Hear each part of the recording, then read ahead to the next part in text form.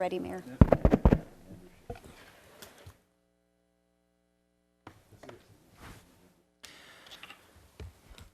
Hello all, thank you for coming. I would like to call the closed session, the closed session meeting to order for March 27th, 2018. Madam Clerk, roll call please. The record will reflect that all members of council are present.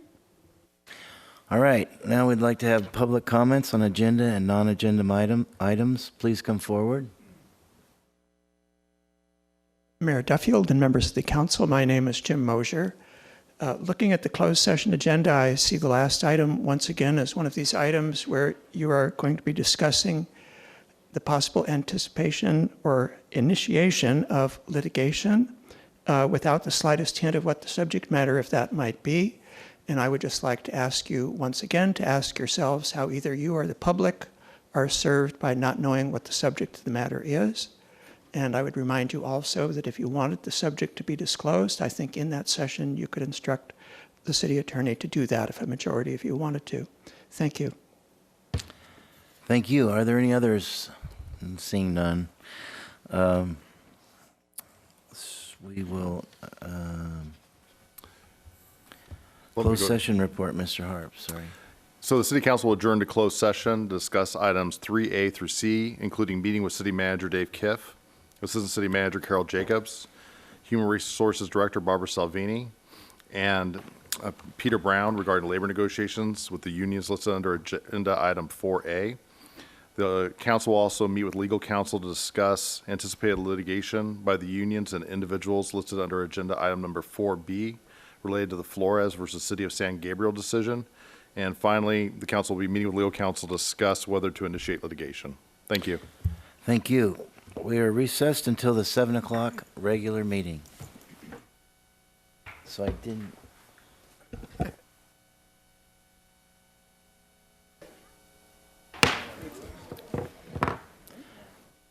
Thank you all for coming. I'd like to open the March 27th, 2018 regular meeting for City of Newport Beach City Council. Mr. Harp, is there a closed session report? Thank you, Mayor Duffield. In regards to agenda item number 3C, the City Council has authorized the initiation of litigation. The action, defendants, and other particulars shall be disclosed to any person upon inquiry once the action is commenced. Mayor Duffield and council members Muldoon, Herdman, and Dixon voted in favor of the motion to initiate litigation, and Mayor Pro Tem O'Neill and council members Piotr and Avery voted against it. Thank you. Thank you. And I have the Pledge of Allegiance from Councilmember Avery, and we will have the Pastor Cindy William from Newport Center United Methodist Church for our invocation.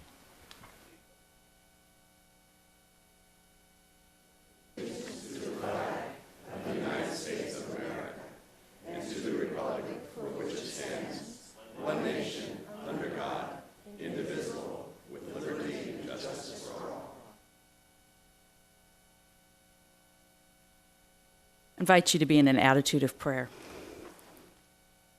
Life-giving God, for those of us who are Christians, this is a holy week in which the one we claim as Lord was denied, betrayed, and crucified. Yet you had the final word, and that was a word of life and hope. And while we claim these promises, we also pray that all of creation might know the gifts of life and hope, of forgiveness and mercy, of justice and compassion. As we gather here tonight, we lift up our city leaders. May their decisions be wise and filled with compassion. We also pray for all who keep our city safe, first responders, police, and fire. Watch over them. Keep them safe as they work on our behalf. We also pray for all of the citizens of Newport Beach that they might live with grace and mercy. We thank you, O God, for all that you have provided and all that you have entrusted to us.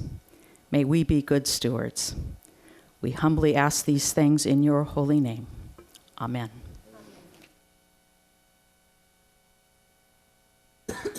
Thank you very much for that. At this time, I'd like to move item number 12, Councilwoman Dixon has a plane to catch to the end of our consent calendar, move it up to the end of our consent calendar. And I'd also like to move Roman numerals 16 and 12 to behind the current business.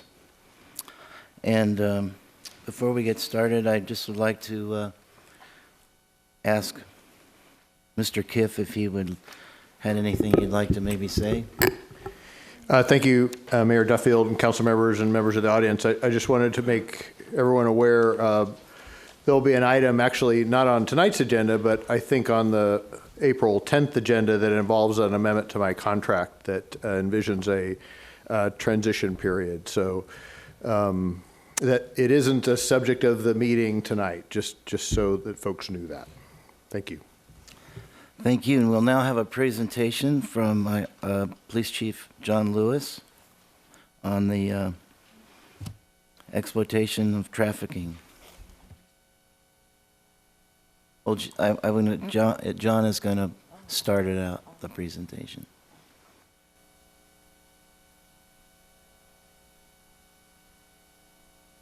Okay. Did we delay that?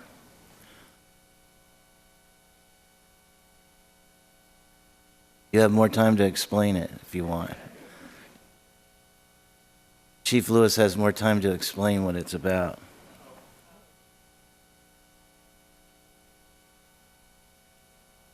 Sure.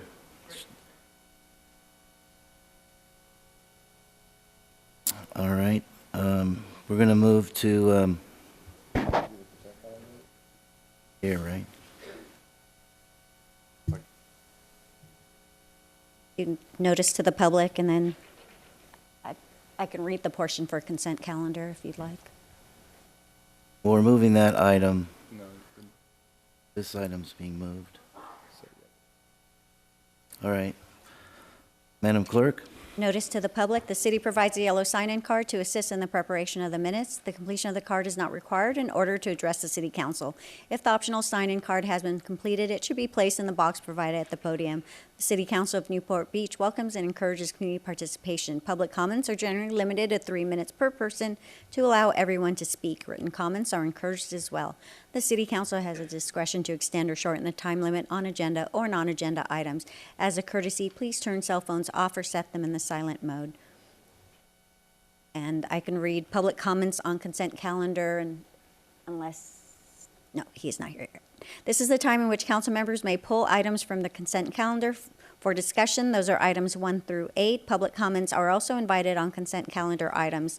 Speakers must limit comments to 3 minutes. Before speaking, please state your name for the record. If any item is removed from the consent calendar by a council member, members of the public are invited to speak on each item for up to 3 minutes per item. All matters listed under consent calendar are considered to be routine and will all be enacted by one motion in the form listed below. Council members have received detailed staff reports on each of the items recommending an action. There will be no separate discussion of these items prior to the time the City Council votes on the motion unless members of the City Council request specific items to be discussed and are removed from the consent calendar for separate action. And I also have to announce that I have a conflict on item 6 due to real property interest and will leave if the item is pulled. Thank you. Council, are there any items to pull from the consent calendars, items 1 through 15? Councilman Avery? Yes, item 7. Thank you. And also I have a conflict on item number 6, with real property interest. Thank you. Councilman Piotr? None. Councilwoman Dixon? None. Councilman Herdman? None. Councilman Muldoon? Item 6. Thank you. Mayor Pro Tem O'Neill? Item 5. And myself, I had item 5 as well. I will be recusing myself from number 7 from business interest. All right, I move the balance of the consent calendar with items 5 pulled by me, item 6 pulled by Councilmember Muldoon, and item 7 pulled by Councilman Avery.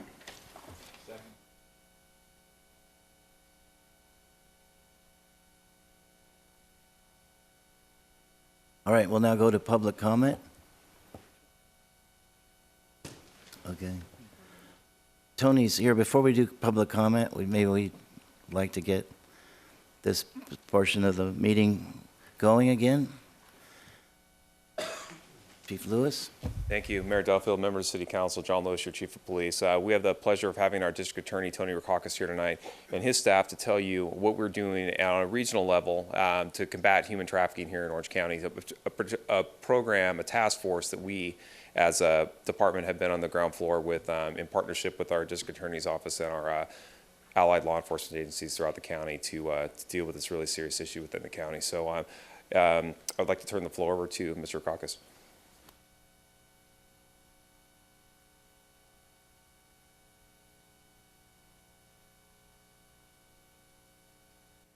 Thank you, Mr. Mayor, council members. I thank you for having me here and or having us here, that is, for taking a little bit of time for this presentation. And let me just start by saying that Newport Beach is really a beautiful city. I mean, this is a fantastic city, and we all love it. And I want to make sure that nothing that's said here in the next few minutes is taken to mean that to detract at all from this great city. But we are going to be talking about an issue, a problem that we're having. It's in Newport, and it's in every other city in the county and every other city in the state. So it's a very widespread problem. A few years ago, we started becoming aware of, or started, hearing a lot of information, and becoming a little bit more aware of this human trafficking. And to be honest with you, when I first started hearing about it, I didn't give it the credit that it actually deserved. But once we started looking into it and seeing what's going on, we began to realize that we have a situation here involving slavery. I mean, this is not, and when I say slavery, I mean in the traditional sense, buying and selling people, requiring them to do things that's completely against their will, branding them, labeling them, torturing, beating, making them do things by force and by fear, and it's a terrible situation.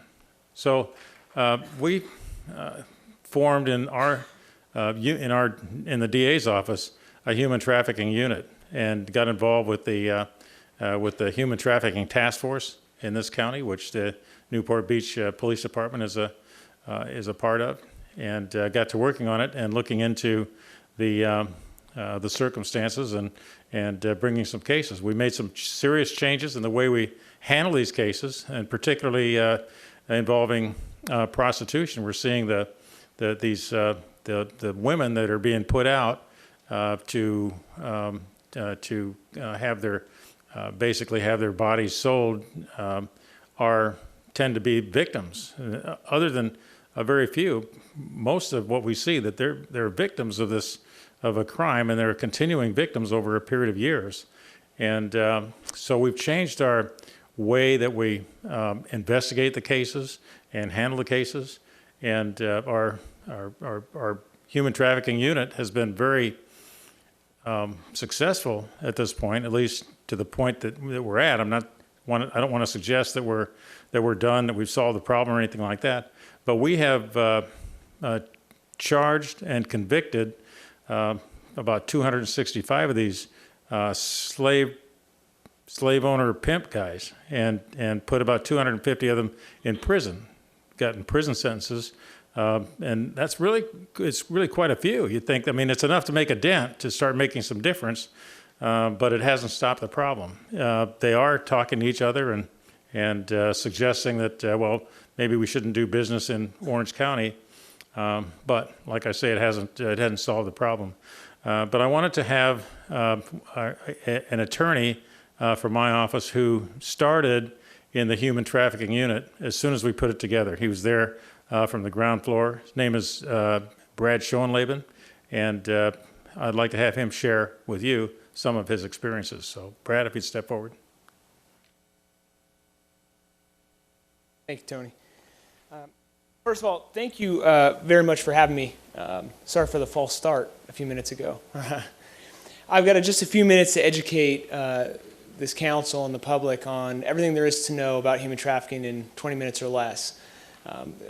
Let me just start off by saying that the most common question that I get in this field is, you say, oh, I'm a member of the human trafficking team for the Orange County DA's office, and people think, well, wait a second, here in Orange County? And the most common question I get then is, well, where is it happening? I'll give you an example. What's before you is an online ad. It's for an escort. And you notice the red highlights, Site City, Newport Beach, Irvine, 405. And look at the bottom, 100% young girl.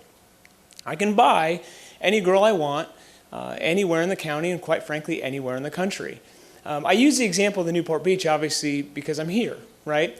I don't mean to point out by any means that Newport Beach is some unique hub of human trafficking. It's not. Sadly, Newport Beach is just one of every other city in the county and every other city in the country, quite frankly. If you have a hotel or a motel, you can buy a girl, and likely that girl's being exploited in some way, shape, or form. This is an order form for a woman, again, for escorts. I can literally, any one of you can describe your dream woman to me. You can tell me her height, her weight, her bust size, her hair color, her ethnicity, and I can order her for you. I can order her easier than I can order, and faster than I can order a pair of shoes off of Amazon. I point this out because this is the reality that we're dealing with, and again, not just in Orange County, but nationwide. Now, Orange County happens to be a county of means, or at least it's seen that way. And so we are a destination county for our victims. Traffickers come from all over the country and bring their victims here to our county because they think we have money for it, and they are rewarded for that. So let me give you an example of what I'm talking about when I'm talking about trafficking, right? You have to look beyond prostitution. Everyone immediately thinks, well, those ads are for escorts. It's just prostitution, and then you get in this whole debate about prostitution. No. The vast majority of women on those ads are being exploited by pimps or traffickers. 1.6 million children run away each year in the United States, and 1 in 3 of those runaways will be recruited by a pimp within 48 hours of leaving their home. Over 100,000 minors in the United States are used in prostitution nationally, and it's important to note that in California, 72% of the trafficking victims in California are born right here in the good old US of A. They're California citizens. They were born in our backyard, and yet that's your victim of human trafficking. The average age of a girl when she starts in the life of prostitution is between 12 and 14 years old. I heard this number when I first started in the unit, and quite frankly, it was hard to believe. I just didn't believe it until I started getting my cases. And one case after another was, hey, when did you start? I might be talking to a 16-year-old. When did you start? 10. When did you start? 12. 28-year-old I'll be talking to. When did you start? 14, 16. Right? These are our children we're talking about, right? Now, you may come across her at 28, but likely, statistically, she started between 12 and 14 years old. And so the question is, who are our victims, right? They're kids. When we see pictures of this, like missing children, and by the way, these are examples of real victims, we see missing posters, I immediately have this fear in my heart that, well, I hope to God we find her before a pimp or trafficker does. Because statistically, she's going to end up in the hands of a pimp or trafficker. They are our children that we're talking about. To understand this issue, you have to understand what we're dealing with. This is an ad, by the way. It's blocked out because that has a 15-year-old kid spread out naked on a bed for you to order. All right? And again, if you look at the ad, you may think, well, it's just an ad for escorts. And it says she's 19. Well, we called the ad, we set up a date with her, and it turns out she's a 15-year-old baby, right? She's offering all kinds of things. Well, it happens to be that she was a trafficking victim. We were able to help her and put the pimp and trafficker in prison. But we have to look at these kinds of things and dispel the myths about what's really going on. Oftentimes people think, well, it's two consenting adults. Okay, that's not what we're finding. We're not finding that. What we're finding is women who are oftentimes, women and boys and girls who are coerced into this lifestyle. And the victim vulnerability factors, and I won't read them to you folks, but they're everything you can imagine. The victims that are targeted by traffickers are everything you'd imagine. They are the most vulnerable in our society. In fact, I've talked to traffickers who literally told me, they're like, hey, I've said, hey, if I wanted to go get a kid and I wanted to traffic someone, where would I start? And so they lean in, and one guy said, hey, what I would do is I would drive around late at night, and I would look for any kid on the street who's got no place to go. Like look at bus stops, shelters, food places, but late at night. And then you be the one to ask her, hey, are you okay? That's how the traffickers work. And how many of us don't do that? The traffickers are doing that. And that's how they're getting their victims, because they are preying on the most vulnerable. And I have countless stories. I've done this for 5 years now. I could spend all night here talking about stories of that, of targeting vulnerable victims. One of the things that we had to learn early on was the scariest part. Our vulnerable victims are beyond just the runaways, the group home kids, the foster kids. We've been told by traffickers and pimps multiple times they look for girls who are insecure. Insecure teenagers. So let's think about that for a second.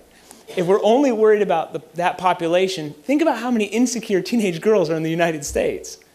But then they say, well, the best way to recruit is social media. So now look at the most insecure teenage girls in the United States, which is like what, 98% of our teenage population? And then say, okay, we'll only look at the ones who are on social media. Those ones we got to worry about. Well, that's what, 96% of the population, right? And so that's where pimps and traffickers, again, they go onto these things and they will target any kid that they think they can turn out. And that's the reality. And oftentimes we had to change our view of victims. So when we first started, we thought, okay, the girls on the street, that girl on the street, she might be a victim. But the high-end escort girl in an expensive motel, say Newport Beach or Irvine or Hollywood, those girls are independent, okay? Well, and this is a good chance to give credit where it's due with Newport Beach Police Department. A few years back, Newport Beach Police Department began investigating an individual by the name of Mr. Ronald Spurlock. Mr. Spurlock was being investigated for marijuana sales in this city.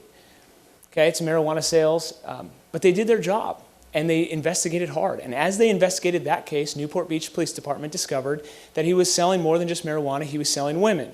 And the more they investigated him for selling women, the more they found a potential of up to 7 victims that he was pimping and or pandering.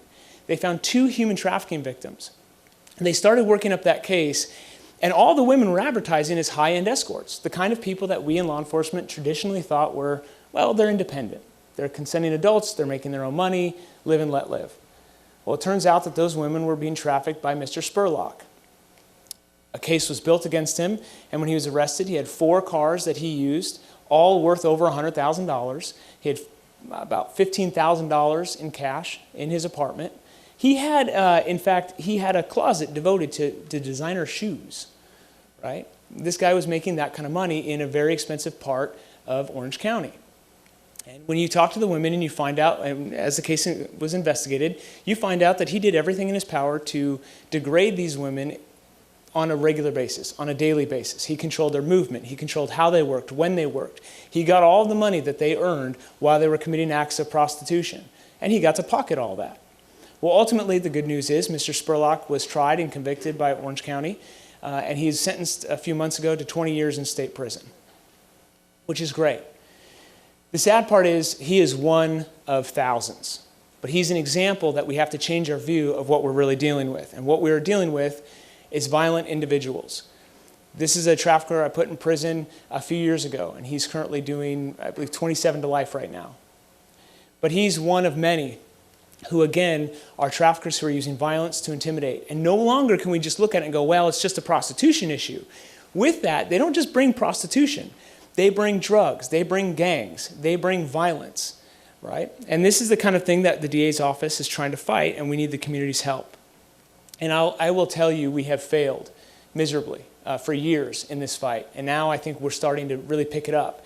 And as District Attorney Rackauckas said, our conviction rate is pretty good. And we put a lot of guys in prison as a result. But it's the tip of the iceberg for what we have to deal with. And when I say we've failed, for years we looked at the wrong way to handle these victims. You'd walk up to a victim, you'd assume that she's a criminal because she's in prostitution, you would arrest her, and you'd put her in jail. And I'll give you an example that changed our view. Years back, some Anaheim cops handled a girl, and they arrested her for prostitution, and they put her in jail. They got a call from the jail, and they realized that what they missed was a big black eye. And they never asked her how she got that black eye. So they go back and re-interview her, and they just assumed this was a prostitute. As they started talking to her, she laid out her trafficker and said, oh, I got this black eye. It turns out it was a broken orbital bone. And what they also didn't notice was the way her clothes were, she had strangulation marks around her neck. And they realized that he had strangled and beat her badly. Because we never asked how she got there, right? We very quickly looked, okay, you're here committing a crime, that's it. So they learned very quickly, we got to start asking, how'd you get here? What got you on the street corner? What got you on the internet? Once they started doing that, this team of cops put together an excellent group, and then the Orange County DA's office got involved, and we started prosecuting these defendants the way we should be, aggressively. That shift has led to what we call a victim-centered approach. This is now the type of rooms that we're training law enforcement on using when they interview these victims. No longer is it a cold white room with metal chairs. It's this. It's a soft room. It's put her on a couch and just talk with her. Ask her how she got there. That has been success. And let me show you this. An indication of our success is this. I asked a pimp once, what's the worst county to do prostitution and why? And he said, Orange County. Seriously.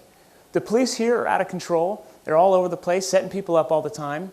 The pimps go to prison. The hoes go free. The DA and police are organized. The task force is relentless. The sentences and offers are too high, and you can't get probation. You have to go to prison. The jail's like a prison. I'm never coming back to this county. I'm out. Now, as a prosecutor, this is my bedtime reading, right? I don't tell you this to brag by any means. Like I said, it's a tip of the iceberg. Why I show you this is because it is an example that the model that we have employed over the last 5 years is working. We've taken the model that the Orange County DA's office has used along with our law enforcement partners, specifically Newport Beach Police Department, and we've taken that model and trained all over the country. I've been to Virginia, Michigan, Washington, etc. And we've been training other law enforcement agencies on this model, and they are getting success beyond anything they ever thought they could get. So it simply does work. In fact, Newport Beach Police Department is an example. Detective Kyle Markwald is designated to the Human Trafficking Task Force, and he went to Newport Beach patrol briefings and educated the new cops, the young cops, on this issue. And within 2 weeks of him doing this, we had 3 new investigations within just 2 weeks of educating law enforcement on what's going on in this city and in this county. That's remarkable. Sergeant Dave Mock, out of this department, was working these cases with us before it was quote unquote cool, right? He believed in it at the early outset and was doing a phenomenal job. So the simple question is, why? Why do we do this? This is why. This is an Orange County Register article a few years back.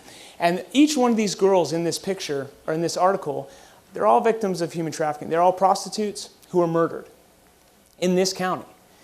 And it's important to note to you folks the areas in which they were murdered, or at least their bodies were found. Newport Beach, Ladera Ranch, Costa Mesa, Santa Ana. The kid at the top is a 17-year-old kid butchered to death in Yorba Linda. That's why we are doing this. These girls are turning up dead in our backyard. We need to let them know they matter, that we're not going to put up with it. So, what do we need? What is the big ask, right? First of all, I would simply, I would ask for support.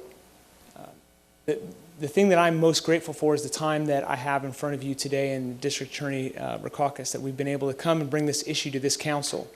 And the fact that we have public here who are coming to listen to this. Public support has been instrumental. We used to handle everything in silos, right? We looked at, okay, the law enforcement's here and they do their job, make the arrest. Okay, the DA's office is here, that's great. You put them in jail. And what we learned in human trafficking is that's not going to work to really crush this problem. What we need to do is work together as a collaborative. So now I work with law enforcement right at the outset of the case, at the outset of the investigation. And we will work with nonprofits. I've spoken in front of churches from 30 people to 500 people to educate the community on awareness, on how to get involved, how to help the victims. Work together with those groups. The moment we started doing that, we started seeing a difference, not only in the prosecution, but the ability to help these kids, help these girls out of life, and give them an option other than a jail cell, and get them away from the person who put them in that position in the first place. And so the community support is massive. And so thank you most of all for the time that I've had in front of you to educate the community. We need legislative support to pass laws that allow prosecutors to put these people in prison for as long as law allows. We need support for the police department, continued support. Newport Beach has already done an amazing job, and I have no doubt they'll continue to do an amazing job. Detectives like Detective Mock Sergeant Mock and Detective Markwald. But we'd ask that the City Council continue to encourage and support both the police departments as well as the district attorneys involved in this fight. And with that, I thank you so much for your time, and I'd be happy to answer any questions should you have any. Okay, thank you very much. Wow, it's very informative. So what I've got some comments. Oh, did you have something more you want to say? I was just going to say Okay. thank you for your time. All right. Well, I see we have comments up here, and I also want to prepare the audience to please welcome you to come up to make comments on this item after we discuss it here. So, first up is Councilman Muldoon, please. Thank you. First off, a sincere thank you to you, Mr. Rackauckas. This program exists because of your leadership and your vision. As a former prosecutor in your office and a former colleague of a classmate of mine, Brad, you've really been the excellent person to put in this position. And I think one thing you really hit home is that prostitution is not a victimless crime. And it is heartbreaking to see the way that these criminals control these young women. One weapon they use is disenfranchisement or literally kidnapping or taking to another county. So it's very important that we don't allow them to have a place where they can bring these victims to be sold. And I can't thank the Orange County Attorney's Office enough for the great work you do in this cause. And the city of Newport Beach is 100% behind anything that we can do for you. And obviously, I'm incredibly proud also of our police department. Our police department takes this job personally and seriously. There is nothing more personal than injustice in the street. And so thank you very much to our officers as well. Thank you. Thank you. Mayor Pro Tem O'Neill. Sure, thank you. And thank you very much for that presentation. I was curious, other than the stories that you've got from Newport Beach, how are we doing in terms of working with the district attorney's office on this particular program? You might be able to use the mic. And then maybe Chief Lewis, if you wouldn't mind chiming in. We've got a lot of residents here. It might be worth letting them know what to look for and what you've told folks out in the public too. So when you say how are we doing, do you mean Newport Beach specifically? How Newport Beach is doing? specifically, yeah. Well, first of all, Newport Beach has dedicated an officer to our task force. So that already is a huge step. But quite frankly, Newport Beach is doing as well as the other cities that are involved in the task force, which we appreciate the fight, but it's just a big fight. And when I say how we're doing, I won't separate Newport Beach. I'll just say us collectively, the DA's office, Newport Beach. We just have a big mountain to climb. I'll give you an example. Any one website you can go on will have, on average, 250 new ad postings selling women on various websites, depending on which one you're at, every morning. And then when you figure statistically, probably 85% of those at minimum are being exploited in some way. That's a lot, right? And so it comes down to, I guess the best way I can say it is if you double the police officers I get to work with, you double my victims. You double my defendants. Because at this point, we're only limited by resources.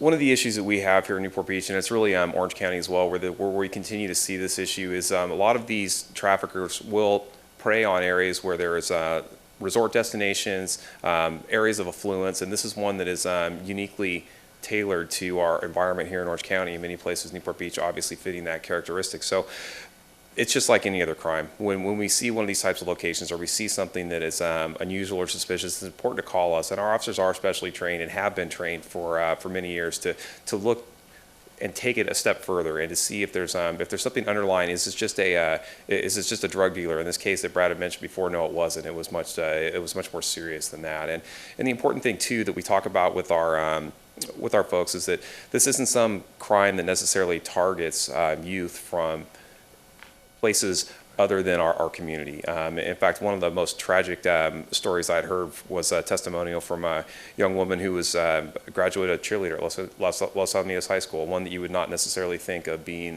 involved as a victim in this type of in this type of crime, but it can affect us all. And I think that that's the important thing for all of us to understand and really be guarded for when it comes to youth in our community and potential victims of this terrible crime. Thank you, Chief. And one thing I'll just note for everyone, one of the things the Chief just said is if you see something, say something. And for those of you who wouldn't feel comfortable dialing 911 just because it doesn't look quite right, remember there's a non-emergency number. I'm going to read it for the folks at home, but it's 949-644-3717. That's the non-emergency number, and someone will always pick up. All right. Thank you guys very, very much. At this time, if there are any people out there in the public would like to make a comment on this, we welcome your comments. Please come up. Hello, distinguished council, and also to all the esteemed members of the public. And thank you so much, District Attorney Rackauckas. My name is Grace Devine. I am an artist. I'm a resident in Newport Beach, an artist, a writer, and an attorney, active member of the California State Bar. And the victim, the crime of human trafficking is real. And not all the stories are the same. When I was 5 years old, I was living in San Diego, and I was playing outside in the yard, and a black sedan drove up. I was then taken, put in the trunk of the car, and taken out of the United States. And I didn't see my mother for 7 years. So what I've done is, I also have a relative who's now deceased who was married off at the age of 12. And she told me how horrible it was. And she finally divorced the guy when she was 14. But you can imagine, this is real. And so I painted, last year I wrote a book titled Stop Human Trafficking, End Sexual Slavery. Now keep in mind, I'm glad I was never prostituted, okay? But I did live in 3 countries. I was hidden. And I went to 10 schools my first 12 years. And this book and this art, I would like to invite the district attorney's office to use it. I'm an experienced speaker, and I would like to volunteer as an emissary to raise awareness to the serious problem that is happening today. It is a real problem, not just in the United States and California, all over the world, where women are being used and sold, children as young as 2 years of age. So please, if there's anyone here who could put me in touch with the district attorney, he's no longer here, I will be happy to be an emissary and to speak on behalf of the rights of victims. And I thank you so much for listening and being here. Thank you. Thank you very much. Next speaker, please. So this is not why I came here tonight at all, but if you see something, say something. The police, everybody's telling us, so I'm going to. Need your name. Okay, Sorry. First of all, name, so please. Pardon me? Why do you have to give your name? You don't have to give your name. Oh, anyway, that's right. Thank you. Constitutional right. That's right. Okay, so Don't do that. So here you go. If you look up human trafficking in the Webster's dictionary, it isn't just about sex trafficking. It's about moving people for profit. That's in the dictionary. So I'm here tonight by accident, but I'm going to talk about sober living because I've been talking about it for, 10 years, more than that. What's going on in Costa Mesa and Newport Beach. And when the kids come out here, they're trafficked from all over the country. And I don't know if any of you are fans of Breaking Bad or any of you have watched that, but one of the things the drug dealers and the sex trade people do is they go to AA meetings and they try to pick up on girls that they can just tell are on the verge and they're not going to make it. And they actually sell them drugs at the AA meetings. Then the girls go home to their sober living homes. They don't, they get thrown out. They get thrown out on the street with their black plastic garbage bags and their little rollaway suitcases. And they're all over Orange County, and they end up homeless. And there's a huge proportion of our homeless in Orange County. Look what's going on today at City Hall. There's a huge proportion of these homeless. They're young, addicted people out of rehab houses. Please, Mr. Rackauckas, I don't know why you haven't done something about this the last 12 years that I know of.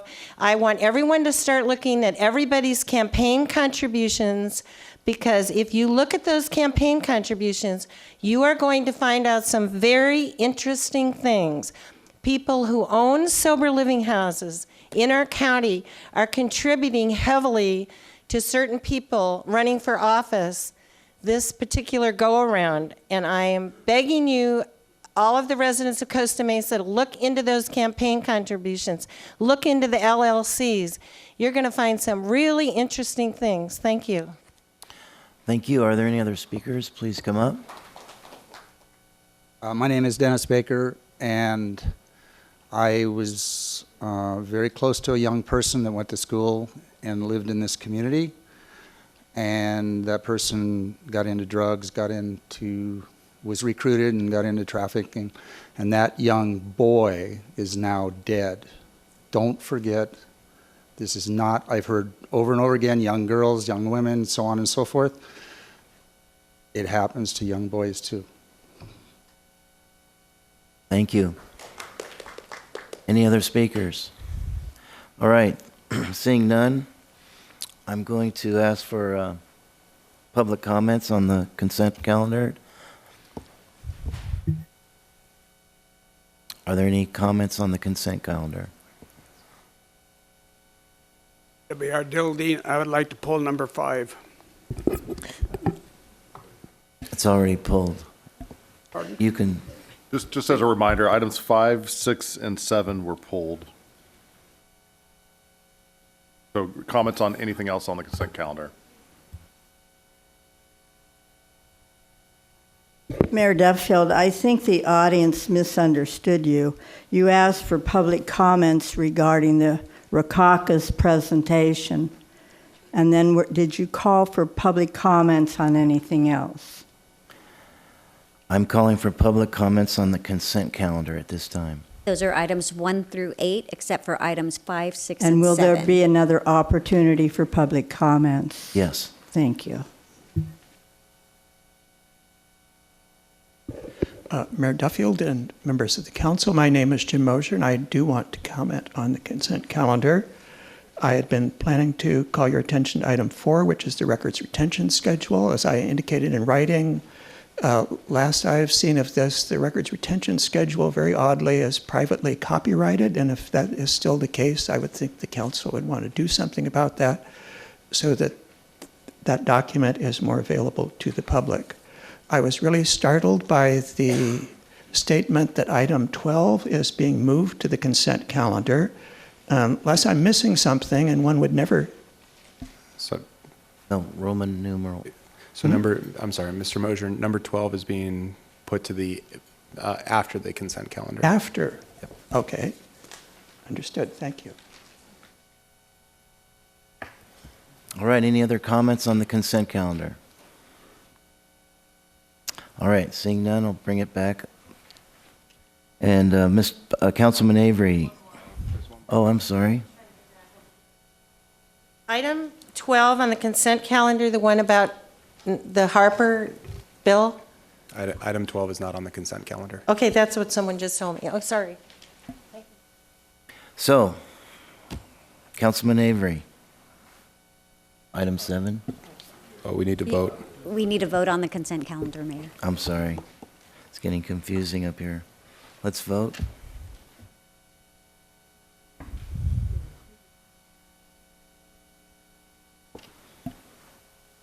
Motion carries unanimously, 7-0. Thank you. Councilman Avery, item 7. Thank you, Mr. Mayor. I'm just interested in, Dave, if you could just comment, and being on the Harbor Commission, I'm somewhat familiar with it, but just, Hold on. I'm sorry. Duffy, Mayor, you have a conflict on item 7? We've also pulled item 5 and 6, but we'll do 7 first.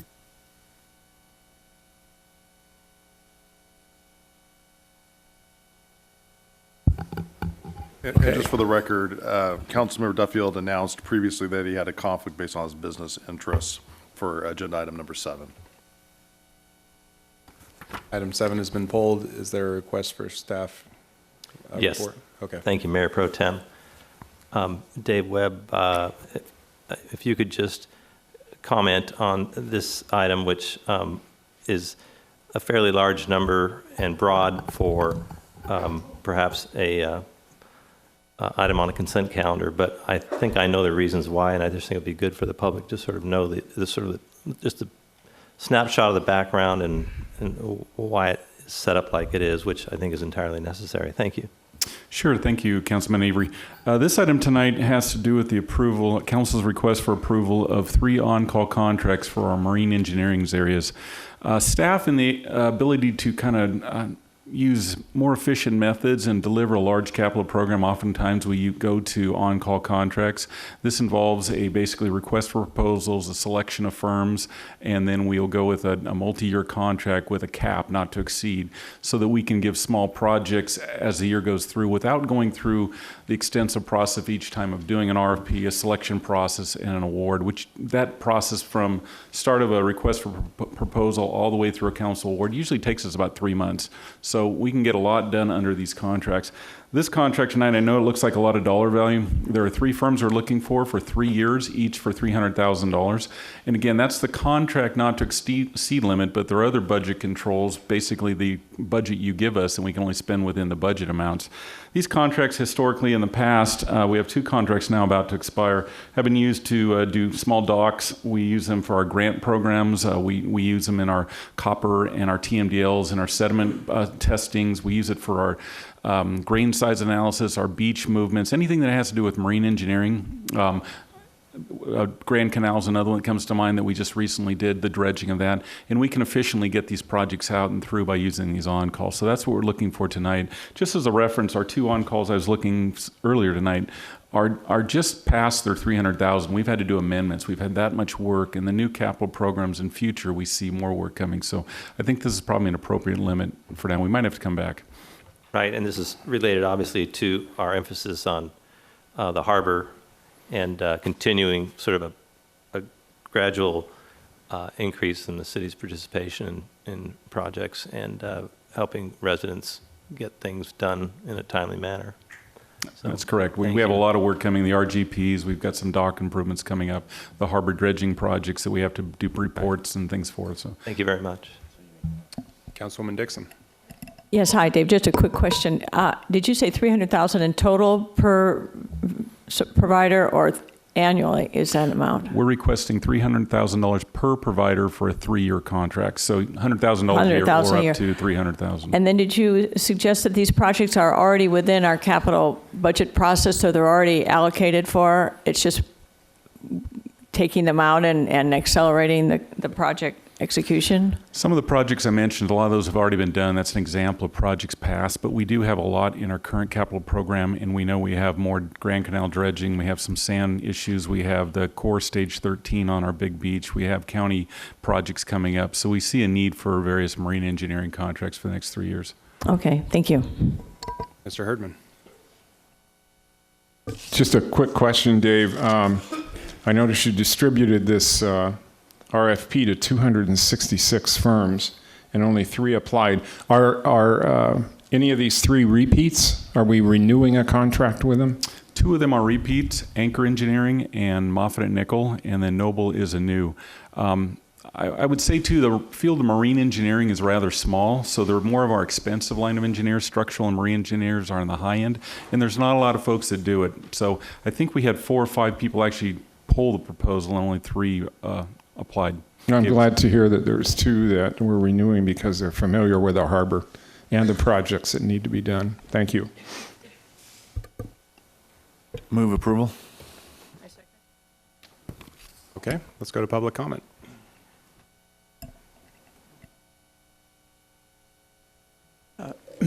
Mayor Pro Tem O'Neill, members of the council, my name again is Jim Mosier.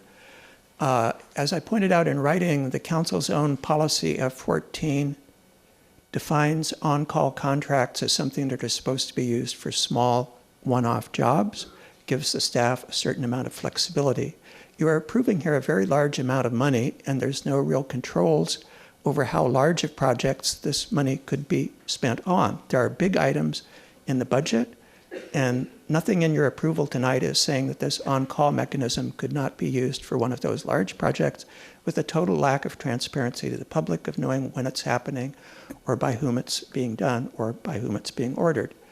So I would just like to reiterate, as I said in the written comment, I believe what the council should do is to set a dollar limit on how much can be spent per job, not just say, you know, you're approving $900,000, but to put a limit, whatever you think is reasonable, $1,000, $2,000, on how much work can be done on an on-call basis. That was the original idea, but that number does not exist in the policy, and the staff here, good as they may be, are not being given any direction on that as far as I can tell, and I believe they need it.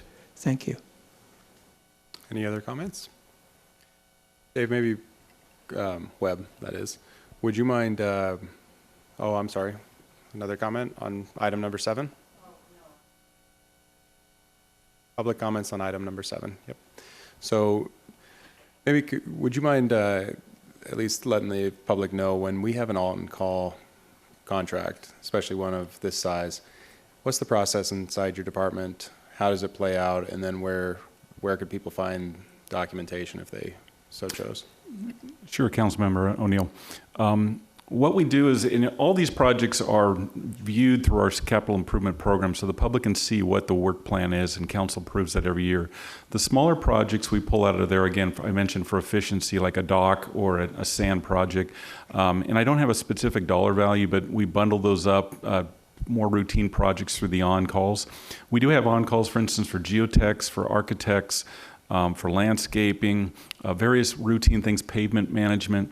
And a lot of those, in like our pavement management plan, we'll run a typical real easy civil project through an on-call to make sure we get through there. There's so many of those we do. Anything of complexity or magnitude or specific concern to the council, the community, and a good example would be the recent Corona Del Mar Library and Fire Station. That's a significant project. We pulled a separate RFP for that specific design. That was about a $550,000 design effort. So that would go individually to council. We also do that on any large significant project in our capital improvement program, or as see fit. If council likes this, for instance, is very specialized, it might be a small dollar, but very special, like design of a lift station, and we don't really have an on-call person that can do sewer lift stations. We'll do the complete RFP process for that. So that's kind of the background on how we do it. But the routine day-to-day, the ones that Mr. Mosier talked about, they're not $1,000 jobs. They might be $30,000 jobs, and we do a lot of those, and that's usually what we run through our on-calls. Okay, any other questions? All right, let's vote.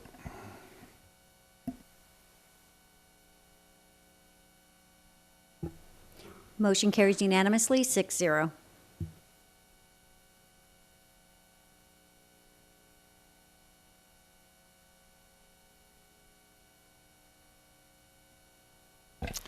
All right.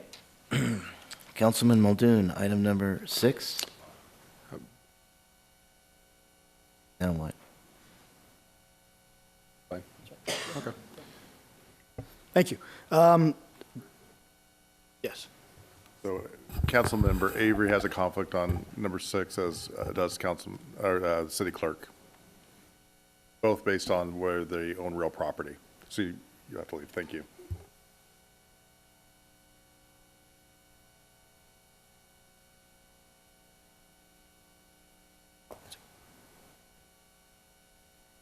Good? Okay. Do you have an overhead for this?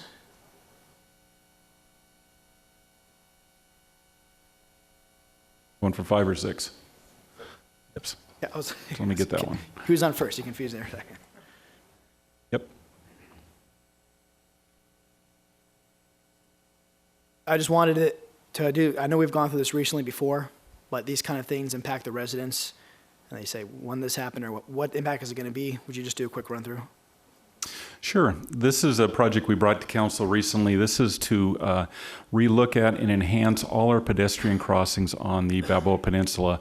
And so you've got all the uncontrolled crossings. That would be your typical, you'd see a crosswalk with stop signs in your control, or a non-stop sign intersection. And then your controlled intersections, which are signals. We're going to be going through here and putting in high visibility signs, high visibility crosswalks. We're going to be basically grinding out the pavement where the old crosswalk is and putting in fresh pavement so it's very visible. It's not scarred up. And we're also going to be doing the work in our intersections and improving those. So we're trying to do this before summer. We know it's a very busy area with the Peninsula, but we have a lot of pedestrians on it, and they'll be marching down, as you see on this exhibit here. Every one of those dots is a crosswalk we need to address. So hopefully it won't be too disruptive, but it is a big project in a very tight area. I don't know, Mark, did you have anything you want to add to that? Just that each location will take about a few days to do. And I think we have just a real good exhibit on the last slide, Dave, if you just show just kind of the before and the after.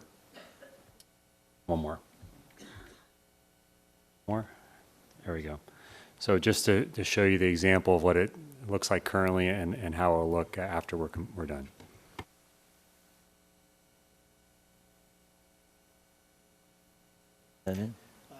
I know coming up on Easter, a lot can be done in 40 days. This is set to be 40 consecutive working days with liquidated damages. Could you just, in case there's any issues, what's going to happen if this can't be done in 40 days? Typically, we work with our contractor on that. We'd have to look at what kind of delays. We think we can do it within 40 days, but that's why we put in liquidated damages. Should the contractor not complete the contract within the specified time, we start charging him what we call liquidated damage or a penalty as an incentive to get it done. Excellent. Thank you. Councilwoman Dixon. I just want to thank you for all your work in getting this organized to this point. And I just want to clarify, this is phase 1 of phase 2, and then phase 2 will be after the summer months, or when do you expect that to begin? Phase 2 will be after this one. It's going to be probably this time next year. It's a little more in detail. It's bulb outs, it's doing curbs, adding some street lights and additional items besides just crosswalks. Mayor Pro Tem O'Neill. What's the longevity on a crosswalk when you, I mean, we're spending quite a bit on this. I'm just curious, how long is this supposed to last before we're having to repaint? It really depends on the amount of traffic, particularly vehicle traffic on it. You can get many, many years out of this. We use not standard white paint for our crosswalks. You're familiar with just your normal white paint we use on lines. We use what they call a thermoplastic. It's a melted on plastic on there that lasts a lot longer than paint.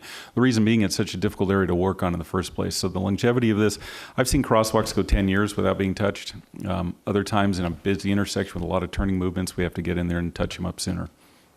Okay.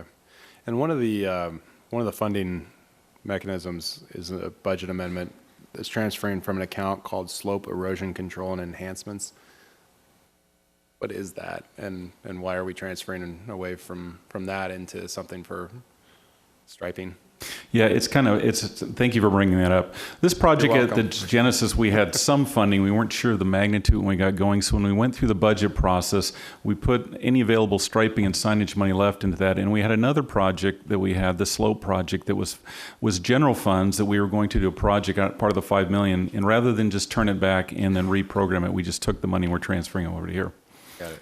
Okay, so that's not a restricted fund. It's general fund that it got transferred over, not spent. Yes. So, okay.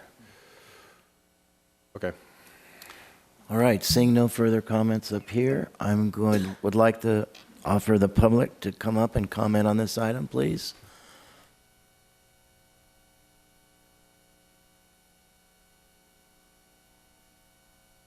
David Tanner, 223 62nd Street. Slightly out of the scope, but I think worthy of your attention.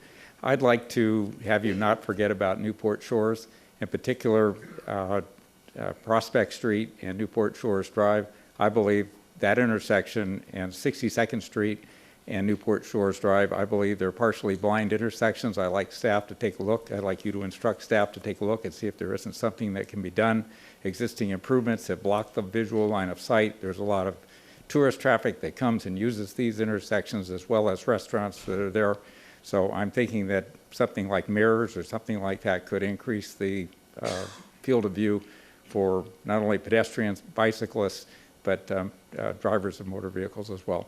Thank you. Next speaker, please. Yes. Good evening, Mayor Duffy and council members. My name is George Schroeder, and I've lived on the Peninsula for 30 years. I'm actually on the corner of 35th and Balboa, and there's been probably about 3 or 4 crosswalk studies over the last 30 years, and I will say that this one is probably about the best one. Everybody is always looking for the perfect solution.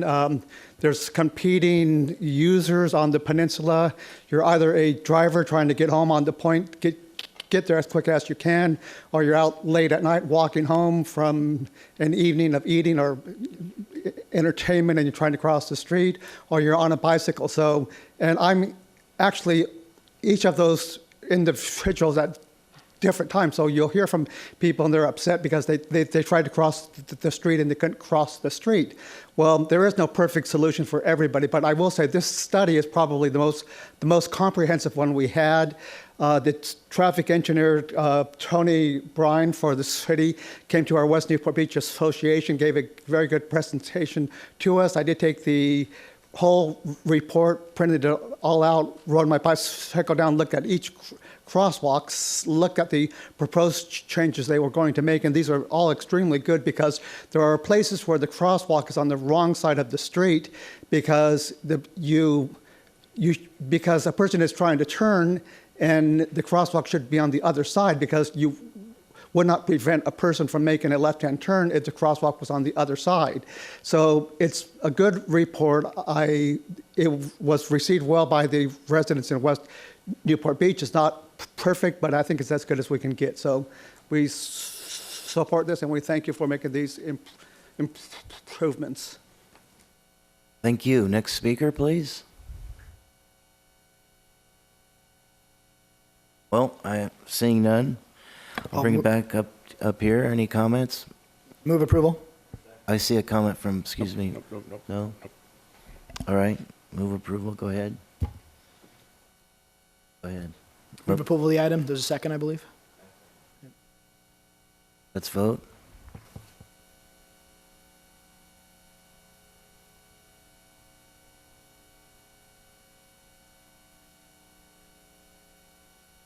Motion carries unanimously.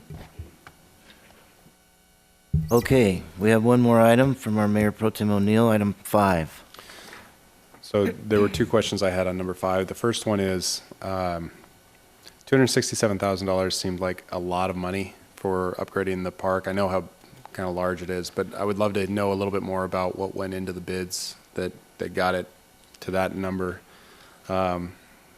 I won't bug you too much about the building excise tax fund, but it's always interesting to see that one pop up.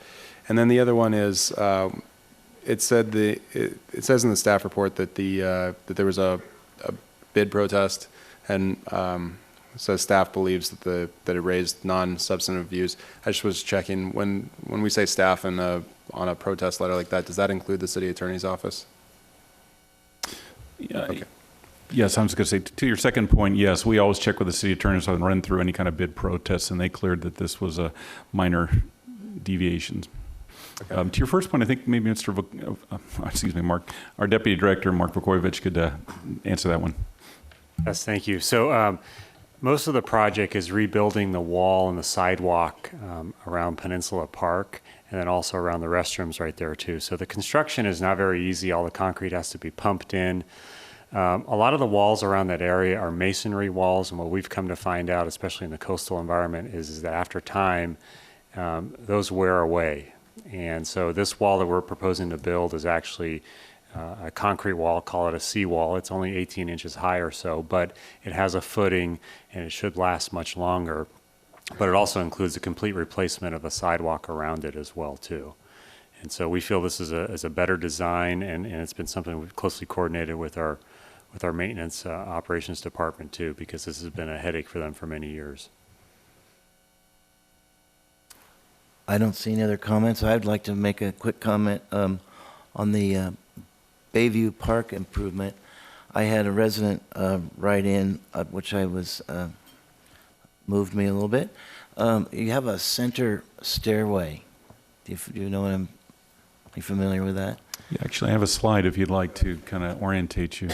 And their comments were, do you really need that center stairway? Because you can get down there apparently 2 other ways, and they believe that that was kind of unsightly and maybe not a necessary expense.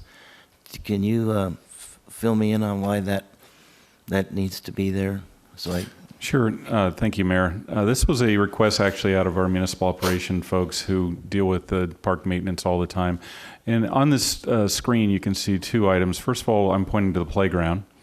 And then there is a concrete walkway that runs up from the street down to the playground. And that's the ADA approach, the normal approach. But this area here is a flower bed. It's a slope. And you'll notice with the parking here, we have a trail that just continually gets cut through here. And if you notice too, they walk across and there's a trail here. So people are using this basically just as a cut through.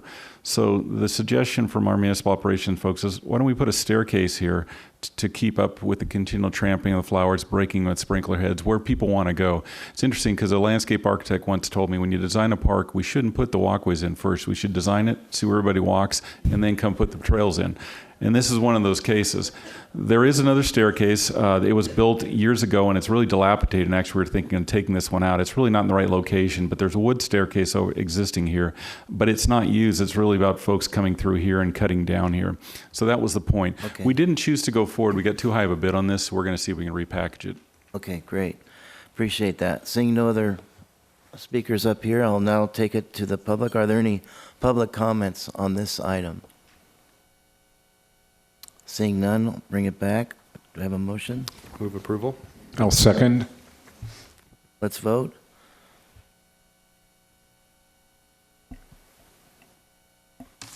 Motion carries unanimously, 7-0.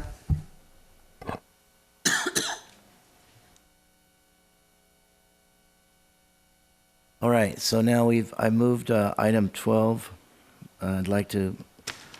I have to recuse myself from that, but Mayor Pro Tem, would you please take over? Sounds good. Dave, are you going to handle the presentation? Yes, Mr. Mayor Pro Tem. All right, go ahead. So, council members, this item comes back to you just after 2 short weeks. For the audience's purposes, this involves an assembly bill that Assemblymember Harper is carrying for us, as well as a contract for both lobbying the Coastal Commission, and Mr. Don Schmitz is here for questions and comments should that occur, as well as lobbying the legislature to see that the bill gets passed. It involves the concept of amending the Coastal Act to allow Newport Beach to, at a later date, file a document called a Port Master Plan. And that Port Master Plan would be something we would work with the Coastal Commission staff on, that in essence, boiling it down, would allow the city and in some case residences to more easily process permits such as dredging permits, seawalls, tide valves, small dock repair, public dock repair, and then potentially even a larger dredging project in the center of the lower harbor. And these are all projects that happen today. I don't think anyone envisions this as opening the door to projects that are unlike the ones that we see today. It just means that the applicant, in some cases the city, in some cases a private property owner, would not have to go to the Coastal Commission. In effect, the city council would be standing in the Coastal Commission's shoes. So as I've explained this to folks, it's 2 parts. First, you have to have permission to file a Port Master Plan. That's what the bill does. Second part is you actually have to develop it, work on it, go back and forth with the Coastal Commission staff and get it approved by the Coastal Commission staff and then assigned to us, almost like the Local Coastal Program Implementation Plan, the LCP itself. So it is back to you because we resolved some questions associated with the lobbying efforts, and I worked with Councilmember Piotr and Councilmember Dixon on that, and I appreciate their assistance, and I will welcome any questions you might have about it. Councilwoman Dixon. Thank you, Mayor Pro Tem, and thank you, Dave. And yes, thank you for allowing us to do a little bit deeper dive, although personally I think there's still a lot more questions. But I think that our lobbyist, or our Coastal Commission lobbyist, Mr. Schmitz, who's sitting here, and we have, is our government relations lobbyist here as well? I don't think so. So as I understand it, what we are moving forward, now we have the opportunity, opportunistically, that Assemblyman Harper bill that one of his authored bills is now in the Senate Natural Resources Committee, which would allow our bill, his bill's been gutted, and our potential bill can be put into that, and it will get through the legislative process perhaps a little bit more in an expedited fashion. At least by the end of July, we should know where we are on legislation, and there's a lot of lobbying work that needs to take place. Most importantly is the Coastal Commission support of our Port Master Plan project. And we will know pretty soon, because Mr. Schmitz will be working very hard, and he already has started working with the Coastal Commission. This is an amendment to this proposed action would be an amendment to the Coastal Act. So this is a very serious matter to the Coastal Commission and the staff and the commissioners. So where I'm approaching this, and I'm supportive of us moving forward, because there are some cutoffs that if we feel, number one, if the Coastal Commission is really highly resistant to this idea and needs more work to understand, that may take more time. So if they're not supportive of this bill, it would mean death to this bill. And then legislatively, if we find that we're not gathering the legislative support, we will know pretty soon if we have to pull the plug on this and hopefully not spend much more money than we've already spent. So we've already incurred some expenses. We've gotten the city positioned with this legislation. I'm prepared to support it. We'll learn a lot in this process. If we have to cut the cord, in the next legislative session, we could come back and revisit the strategy and be prepared to spend probably more time to do it. So I'll be prepared to make a motion to support that when we get to that point. Thank you, Mayor Pro Tem. Just 1 second, Mr. Herdman. Should we have Mr. Schmitz speak? I think Don's perspective is always helpful. Okay, would you mind, Mr. Herdman, if we let Fine. Okay. Maybe that'll keep me, too, from having to make comments. By now, you think I'd know to speak into the microphone. For the record, my name is Don Schmitz. I'll keep it exceedingly brief. I will be available for any questions that you may have. The proposal that we are pursuing is to amend the Coastal Act by putting in just a couple words: Port of Newport Beach. The Port Master Plan is a body of legislation in the Coastal Act, in Chapter 8 of the Coastal Act, that enumerates the ports which can benefit from having a Port Master Plan. It's a very specific list. We're not on that list. We want to get on the list. Why? What a Port Master Plan does is essentially vest within our municipality the ability to process the whole gambit of permits that you typically see within the city of Newport Beach. There are two options that we looked at in regards to this. Another option from another aspect of the Coastal Act is called a Public Works Plan. A Public Works Plan, however, is more limited, and much more importantly, there is a huge percentage of projects such as you would normally see, repair and maintenance of docks, seawalls, our dredging projects, things of that nature, which would be appealable to the California Coastal Commission. And that would sort of defeat the purpose in the sense that we would not be gaining the control over our own community, our own port, that we would have with the Port Master Plan. The types of projects that are in Chapter 8 under a Port Master Plan that are appealable to the Coastal Commission are specifically enumerated, and they're really not the type of projects that you would see in Newport Beach anyways. So this means we wouldn't be opening up the Pandora's box where we would still have frivolous appeals and the burden on our local economy. This is being promoted as a good government bill. The Coastal Commission and our city presently processes, just on the private dock repair, some 80 or 90 coastal development permits every single year. It's just busy work for the Coastal Commission staff. Our dredging projects would be covered under the Port Master Plan, pretty much everything that you would expect to see. One or two other minor points of clarification. The staff report, it should be modified. It was accurate when it was written. However, pursuant to the Gutton Amendment, steps which have been taken to put it into the Senate. It is now Senate Bill 1196. Also, I'm happy to report to you that in addition to Assemblyman Harper and Senator Morlock, Assemblywoman Sharon Quirk-Silva, who importantly is a Democrat, is also signed on to be a co-author on this bill. A big part of the push that is going to occur in Sacramento is to make sure that this is a bipartisan, good government bill.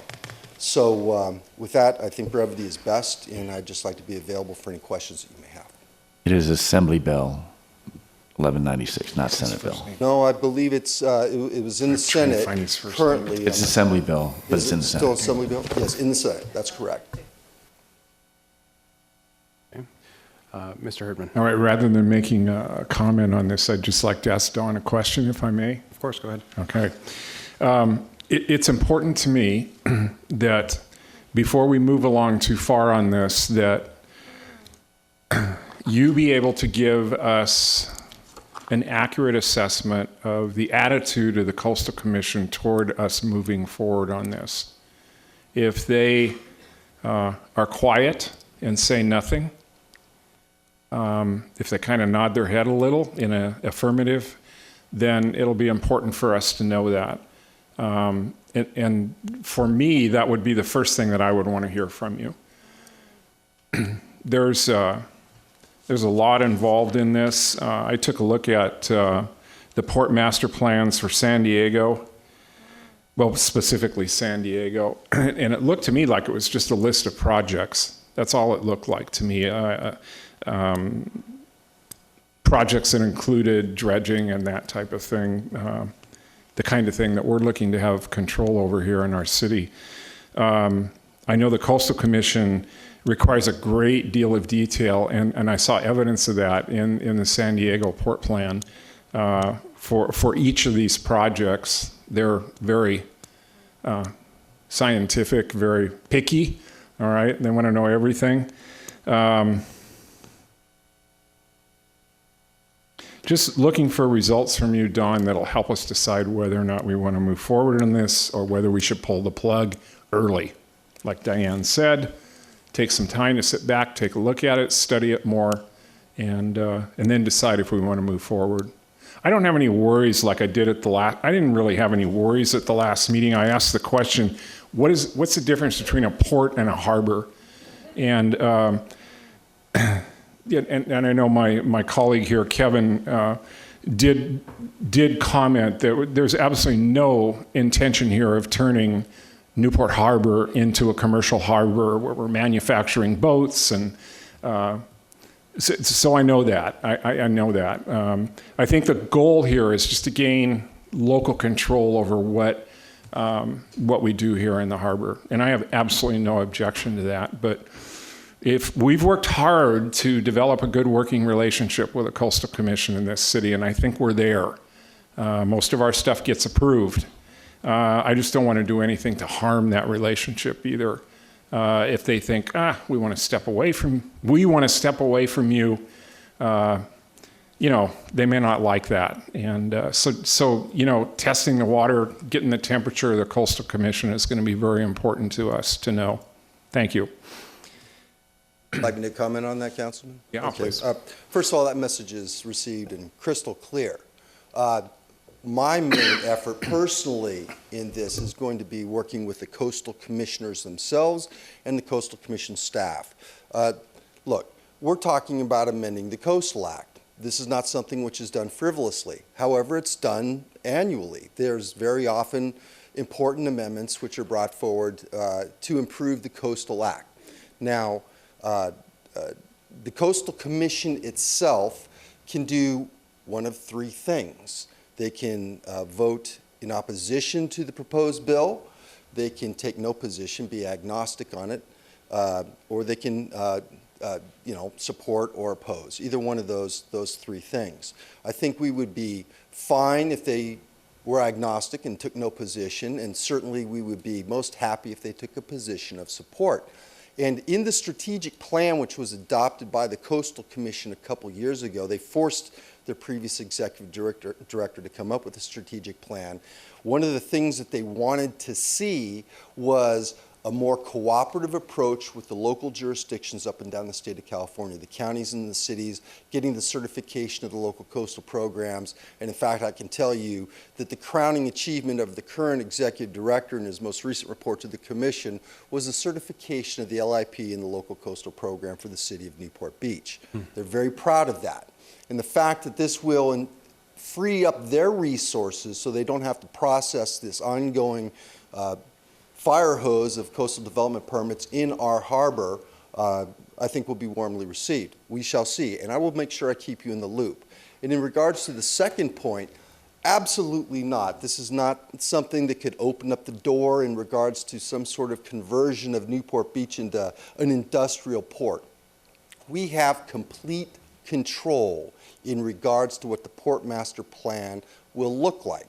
First, we have to get the bill passed, then you have, I'm sure, exhaustive public hearings, just like you did with the local coastal program, so that this community and this council can define exactly what the scope and the dimensions of the Port Master Plan will be. Any other questions? So I've got a question. Maybe this is more of a cleanup for staff. So at our last meeting, we had made a vote to move part of it out for an RFP. I would expect that part of the staff recommendation we'd probably have to add in would be to rescind that vote, or how would we go about doing that? Because it would seem that we would have conflicting votes, given that last time at council we had voted to require the legislative portion go out for RFP. Probably best just to say that this vote supersedes the vote that was taken at the previous meeting. Okay.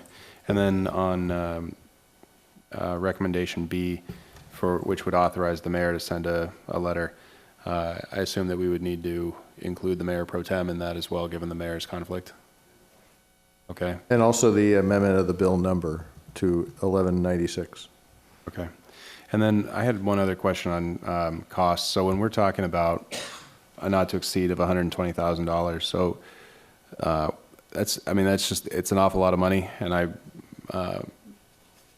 recognize that it's difficult to project success or failure at this point, but I guess that's the thing that gives me a little bit of heartburn at the end of the day, is that I want to make sure I understand where it's going.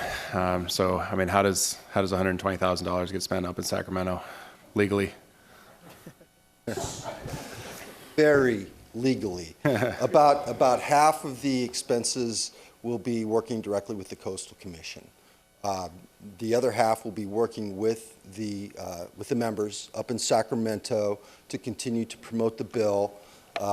I will personally also be going to the Natural Resources Committee meetings and testifying in the other committees that the legislative lobbyist on this deems appropriate for me to go up and testify on, or have personal meetings with the members up there in Sacramento.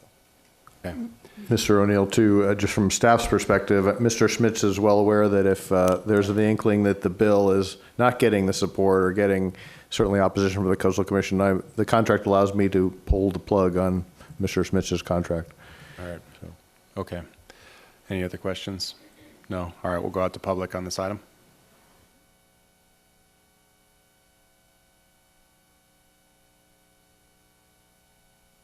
Mayor Pro Tem O'Neill, members of the council, my name is Jim Mosier. My fundamental problem with this is I think the whole thing is a lie, and I think we know it's a lie, and I think we're being sold a bill of goods by a huckster. The lie is that we're asking the legislature to add a so-called Port of Newport Beach to the list of commercial ports that are afforded special privileges in the Coastal Act. And we know that we have, as we've heard from Mr. Schmitz, have no intention of actually creating a port with those commercial aspects, which is the purpose of them being in that list. To me, that's a lie. But if we are going forward in this and somebody in Sacramento asks what the Port of Newport Beach is, I have to ask, are we actually planning to create a port district? That itself requires legislation, or at least an election by the people who would be in the port district. Port district is usually more than a harbor, and it would involve land as well. So I simply cannot make sense out of this. I would think if we're wanting to amend the Coastal Act, we would want something that would be more equitable and apply to all recreational harbors, not just Newport Beach. Then I think you could get perhaps widespread support for that. But it would be for a harbor master plan, not for a port master plan. That's my thought on the proposal. My thought on the contract is it's a terrible contract. We're going to pay Mr. Schmitz $16,000 a month for what is not quite clear. We're giving him a $32,000 signing bonus for, according to the proposal, for work he has supposedly already performed, which, as near as I can make out, is just telling us that we should put the two words in the Coastal Act, Newport Beach, in this list. And he even didn't research it thoroughly enough to know that we need to define what the governing body of Newport Beach is and put it in the list of governing bodies. So I have a problem with the contract, and I have a problem with the proposal that in the future, item D on your staff recommendation, that Mr. Schmitz in the future will work not for the council or at the direction of the full council, but at the direction of Councilmember Dixon and Piotr. With all due respect to those two council members, direction should be coming from the council, not from individual council members. And it was a little disturbing. As you said, the council voted to do something at the last meeting, namely to put out a request for qualifications for a legislative lobbyist. And apparently in private, the committee of the two changed the direction. I don't think city government should be working that way. Thank you. Okay, next speaker, please. Folks, so there's one woman in the back who knows how to do this. If you're doing this, please just put your hands like this. Please don't clap. Thank you very much. Go ahead. Yes, David Tanner, 223 62nd Street. On this matter, I don't have a problem with pursuing with a lobbyist to see if we can get this legislation passed. But I do have questions about how, if it were passed, how a port master plan would be done, whether it would be subject to CEQA, whether we would have to and somehow amend our local coastal plan, who's going to be in opposition of this. I would hope that if we went forward, we could find out whether the ports of LA, the ports of San Diego, whether there's a big player that is going to have a problem with this, just a status report. So I'm for cautiously going forward. But I'd want to understand the risks of litigation. If we have to do a CEQA document, there's a risk of litigation. If we have to amend the coastal plan for the city as part of this local port plan, which if that's a project, it's subject to CEQA, this could open another can of worms. So I would say cautiously move forward, but cautiously. And I'm certain that many of the public are going to have concerns about the word port. And so I would hope that if the council moved forward with this, if the law were passed to allow this, that there would be adequate precautions, limitations set in. While this council may not see any ambition to do anything, future councils might. There might be economic pressures placed on this city to do something to amend a port plan once it's done. So I would want to see some kind of controls to prevent that from happening. Thank you. Thank you. Next speaker, please. So, Mr. Herdman, I'm supposed to say Councilman Herdman. Okay, so I agree with everything that you said, and I agree with everything the first speaker said.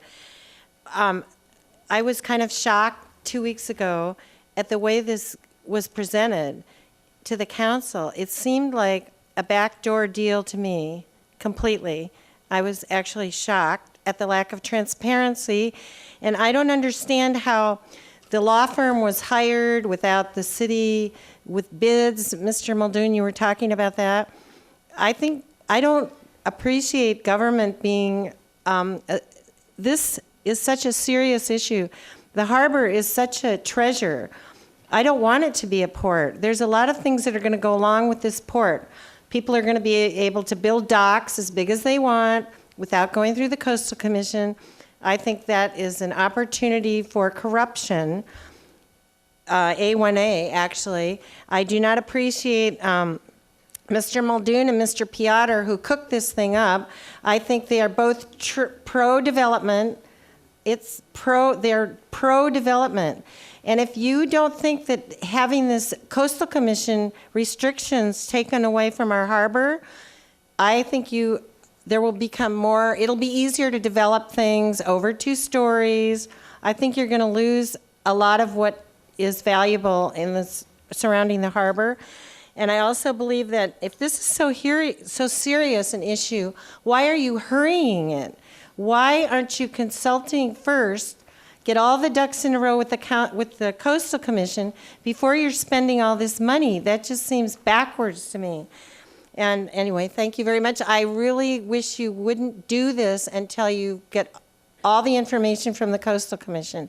And I hope that everyone in Newport Beach that cares about this will write to your assembly people and say you don't want it. Thank you. Okay. Next speaker, please. Hello, I'm Joy Brenner, and I have to say I don't know whether I like this or I don't like it because we haven't been given enough information.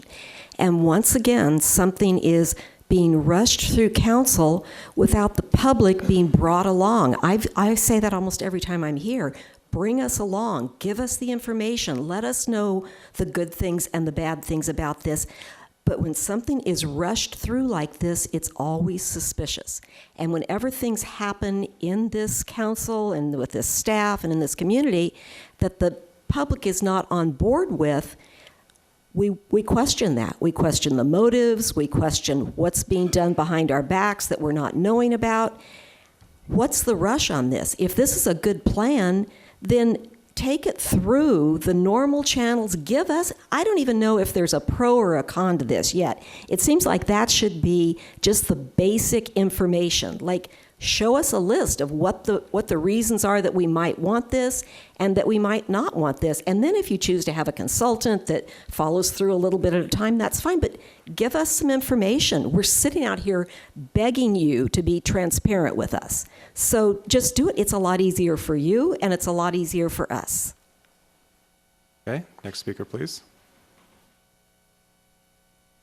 Good evening, Mayor Pro Tem O'Neill and members of the council. My name is Nancy Skinner, and I'm up here to ask some questions about this because I had some calls to line in the sand to try to understand it, and I want to be sure I can be as accurate as possible, as we always are, on various things. So I had the pleasure of talking with Mayor Muldoon on my way up north this last week. So based on what he said, the concept in general doesn't strike me as a bad one. I think it seems like a pretty good idea, but there are so many uncertainties that I'm not certain about that I thought I should ask you. And one of the questions I asked him, why can't we get the same kind of protections, or if that's what this is, with calling it a harbor? Why does it need to be a port, even if it means a second bill, a different kind of a bill? And my other question has to do with whether or not this affects anything in the way of the land use that's contiguous to the water. Is this going to allow higher buildings, or are we going to lose control over what our height would be all around the bayfront? So those are big concerns, and maybe there will be others as we learn more. That's my concept. Thank you. My concerns, I mean. Okay, next.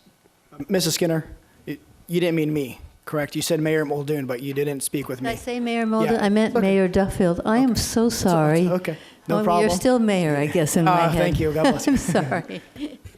All right, next speaker, please. Hi, Dorothy Kraus, and thank you, Councilmember Dixon and Herdman, for responding to my message to you regarding my concerns. And I support much of what many people have just told you, but I'm very upset about this. I think the way this has been handled really draws suspicion onto this process. And I'm interested in knowing, what is the cost benefit of this thing? Have you looked at the numbers? Who's going to benefit? Is the whole city going to benefit? I think we as taxpayers are paying for this contract you're about to approve. Is that true? Are we as taxpayers? So I just think the whole thing is completely out of order, and I'm concerned, and I don't want to get involved with fighting this bill, but I may have to. Thank you. Okay. All right. Next speaker, please.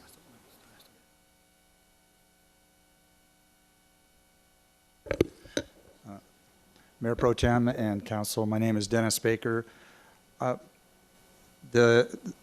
What I'm going to say relates to this, although I'm starting out by talking about the general plan update. So a while back, quite a while back actually, when we did have Mayor Muldoon, we talked about doing a general plan update actually in his office. He probably remembers that. So we're going to do a general plan update. Then we weren't going to do a general plan update. Then we were going to do a general plan update, and I don't know how many cycles it went through, but it went through at least 2 or 3 or 4 cycles. The last cycle being that we were going to do this at the meeting down in Marina Park, the planning meeting. And then shortly after that, we weren't going to do a general plan update. And so the latest thing I hear is we're not doing a general plan update because the resources and the energy and everything have to go into developing this port plan.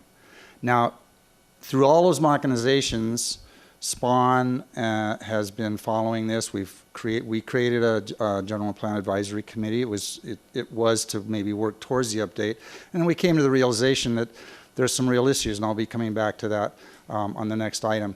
But there's some real issues with the implementation and our actual existing general plan, and maybe we should look at that pretty seriously, so when we do move to a general plan update, we have a good foundation on which to build. But it seems like this also, amongst the other things that were said, this is also being used as what I would say is an excuse to now ignore the general plan. I remind you that the general plan is important, very important, to all aspects of the city. Santa Ana Heights, people up off Irvine Boulevard, up Mariners area, whereas this port plan actually is benefiting just people around the water. There's not an issue. Sure, you could argue maybe there's financial issues that affect the city, but it's really for the benefit of those people who live on the waterfront around our harbor. And I don't think that's fair. Thank you. Okay. Thank you. Next speaker, please. Good evening. My name is Tom Schottmiller, and I have some comments. First of all, the law that we're all presently operating in, the coastal law, has served us well. And what I like about it is consistency. Whether you're a citizen in Newport Beach or any coastal community, you get the same services from the commission. So I think we need to use some common sense here tonight. We, in the city of Newport Beach, we are very lucky. We are a rich city. And I think that when we bring this to the Coastal Commission, they're going to see this a mile away. They're going to see this as a carve-out for the rich people in Newport Beach. And there's going to be some clamor from other areas saying, well, what about the rest of the state? So for me, I think we're making a mistake. I think this is folly. I think you're going to be spending money that you're not going to get a return. I don't see the Coastal Commission approving this because I do think that the media who's here today is going to pick up on this and they're going to report on it. People like Steve Lopez will see it for what it is. So I like the California Coastal Commission. They provide fairness, whether it's somebody in the harbor who wants to repair a pier or the Banning Ranch project that requires a full and complete and transparency. So I would urge you not to go forward. I think it'll be a black eye for Newport Beach if we do this, and we're not going to be successful. Thank you. Thank you. Next speaker, please. Hi, I'm Mike Glenn, resident of Balboa Peninsula. I live on the water, so I would benefit from this, so I thank you for your consideration. But it's not right for me to take the money of everybody else in Newport Beach and use it for my own personal benefit. I think that the question that was raised earlier by Joy about the ROI on this is key. If this is something that people on the water wanted to have, then people on the water ought to pay for it. Thank you. Okay. Thank you. Next speaker, please. All right, Dave, you ready? So let's see. I want to run through some of the comments that were addressed toward the staff report. So one of them is a discussion about providing enough information, bringing along, and transparency. So what are your thoughts in terms of where we're at on this particular item? I do think that we could always be more transparent and more clear, and forgive me, but what I envisioned was the development of the plan itself. Again, if the door is unlocked and we can walk through the door, the development of the plan itself will actually take years. And that's where the public would be involved to make sure that a lot of the worries that have been expressed would not come to pass. Like, I need to make it clear, if the Coastal Commission were ever to approve our submitted port master plan, they would never allow changes in building heights. They'd never allow bigger docks. They create a template and they send it down to Newport Beach, just like our LCP exists. The Coastal Commission says, yeah, you can approve things, but you got to approve it kind of the way we would do it. And that's, in essence, what the port master plan would look like. And again, after potentially multi-year development. So one gentleman asked about CEQA. The whole plan would have to go through CEQA. Mr. Mosier was pointing out that Ms. Dixon and Mr. Piotr would work with this. There's also with staff that I would work on this too with Mr. Schmitz. It isn't an end around the council manager form of government there. So what other things jumped out at you, Mr. O'Neill? How about timing? Someone was asking, why do we need to do it now? Well, we did, if this is a 4 to 5 year effort, to even get the plan approved. So figure at most 6 to 9 months to get the bill approved, and then another 3 to 4, potentially 5 years to get the master plan approved. It was kind of why start now? Why not start now and move forward just with the legislation itself, Mr. and also Schmidt. test the water. Sorry. Yeah, maybe one question for Mr. Schmitz. In terms of timing, what's the legislative calendar look like, and is there any rush to this? Well, for the record, again, Don Schmitz. One of the matters that was of some urgency was that we are in the second year of a 2-year cycle. And we just don't know what's going to be happening with the governor's office in future years, and what the temperature of the legislature will be. And it could very well be, if it doesn't happen this year, that we could be looking at another couple of years should the city wish to go in that direction. And by your leave, I'd like to clarify a couple points of legitimate concern which were raised by some of the speakers. Please do. First of all, this port master plan will be from the water's edge out into the water. We already have a certified local coastal program. It is a very bona fide concern that some of the speakers raised and articulated that this could change the complexion and the character of our community, change heights, change development patterns. That is not the case at all. Because of the way that the Coastal Act is written, the only way that the city can take hold of its destiny in regards to the permit process from the water's edge outward is to have a port master plan. Please don't get concerned, and I say this to the community, in regards to the semantics of calling it a port. There's no such thing as a harbor master plan in the Coastal Act. That's why we are trying to piggyback onto the port master plan and incorporating Newport Beach's name, allowing us to have that authority. In regards to the speakers who expressed a legitimate concern as it pertains to the Coastal Act and its policies, a port master plan cannot be certified, just like for the other ports that already have those, unless they are found to be consistent with all the policies of the Coastal Act itself. Whatever this community adopts, should it choose to do so, in regards to creating a port master plan, will have to go to the California Coastal Commission, just like our local coastal program did. I promise you that the Coastal Commission will send it back to you with suggested modifications. The only thing that this will change, that as opposed to having a 2-step sequential permit process, where for everything that we do within our harbor has to go to a state agency, is that the Coastal Act policies and all the resource and environmental protections which are inherent with the Coastal Act will be implemented right here in the city of Newport Beach. Mr. Schmitz, maybe one other question. One of the speakers had asked about a port district. Would we be required to create a port district? we're going to have some sort of body to implement the Port Master Plan. There's going to be obviously conversations with the Coastal Commission in regards to what that body should look like, how it's constituted. I believe we already have a harbor authority, but that's going to be part of the interactive between the city and between Harbor the Commission, you mean, Don? Yes, sir. Okay. Okay, and then One more question maybe for Don. I was intrigued by Nancy Skinner's comment about maybe seeing if we could actually call it a harbor master plan. Maybe that'd be something we could discuss with the coastal staff if they had a concern about changing, saying you could do port or harbor. I'll defer to you guys, but maybe it's a conversation we could at least have with the staff. I would be happy to have that conversation. However, to be realistic in regards to what we can effectuate up in Sacramento, it's obviously a much heavier lift for us as a community to get a bill passed to create a whole new section of the Coastal Act.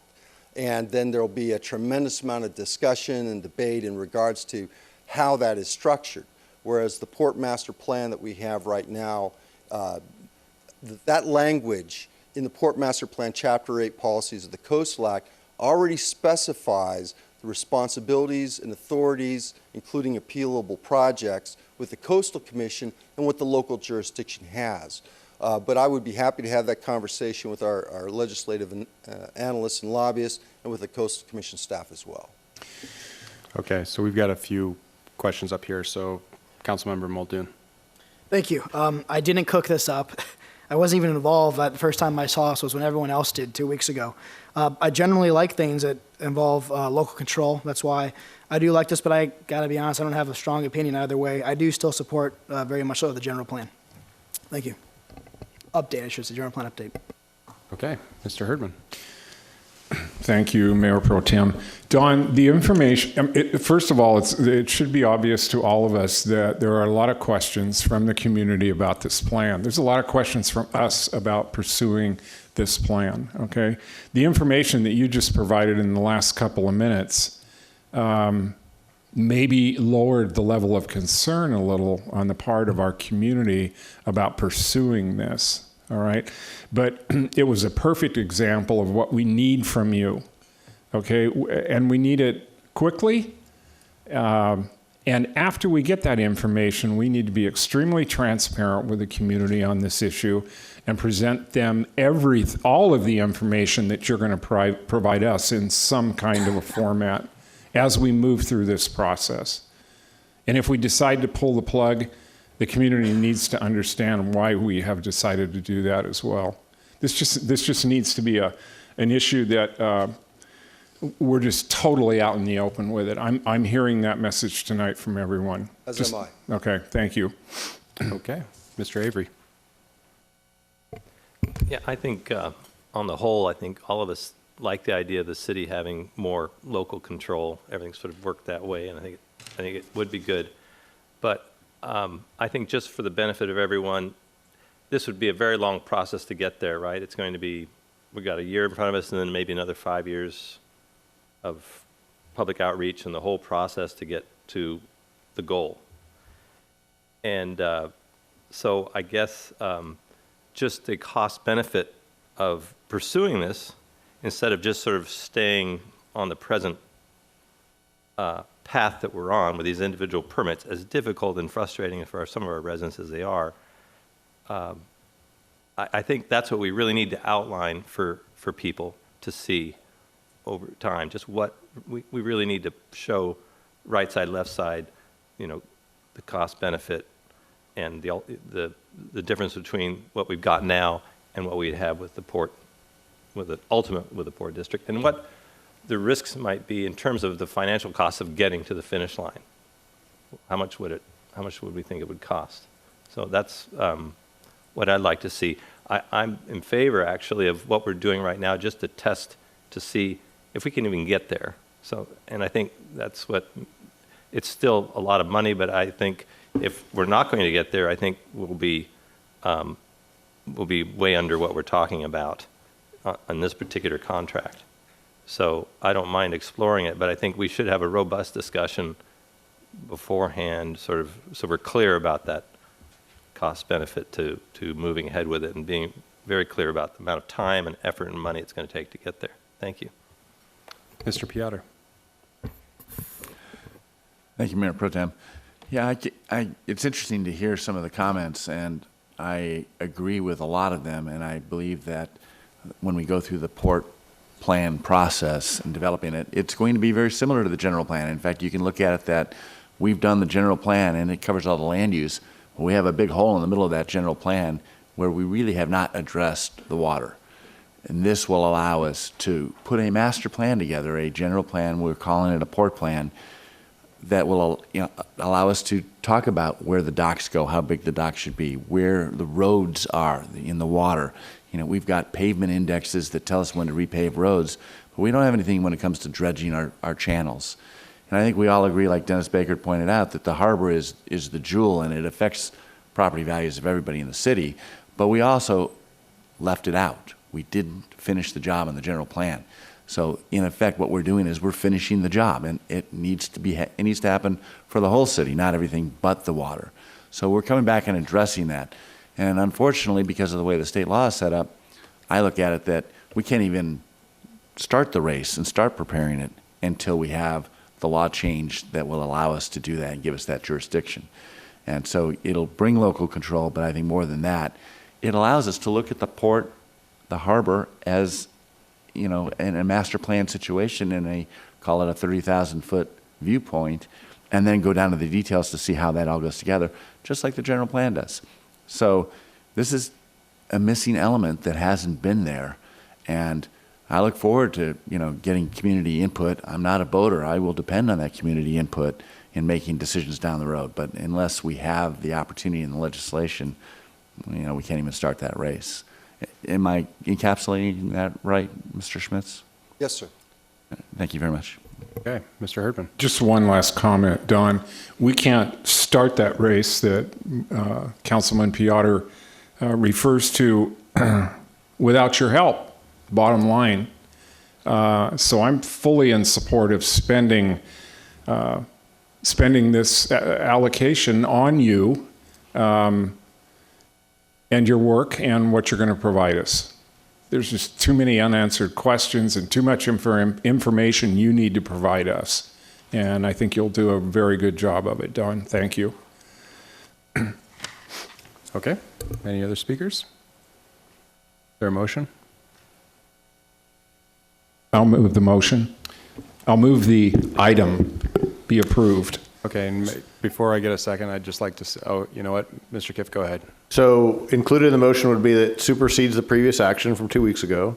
That refers instead to Bill AB 1196, and that Mayor Pro Tem O'Neill gets to sign the support letter. Great, I'll second. Fine with me. I will second. Okay, seeing no speakers, let's vote.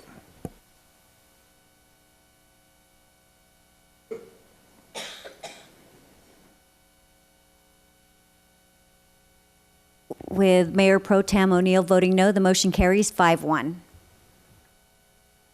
Okay. Mr. Mayor, the mic is back to yours. Back to you.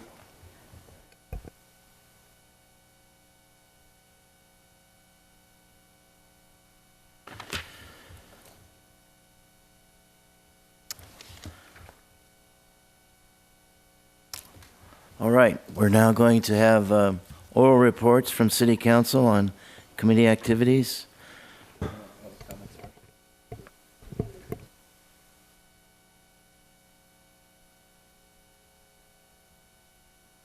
We moved it.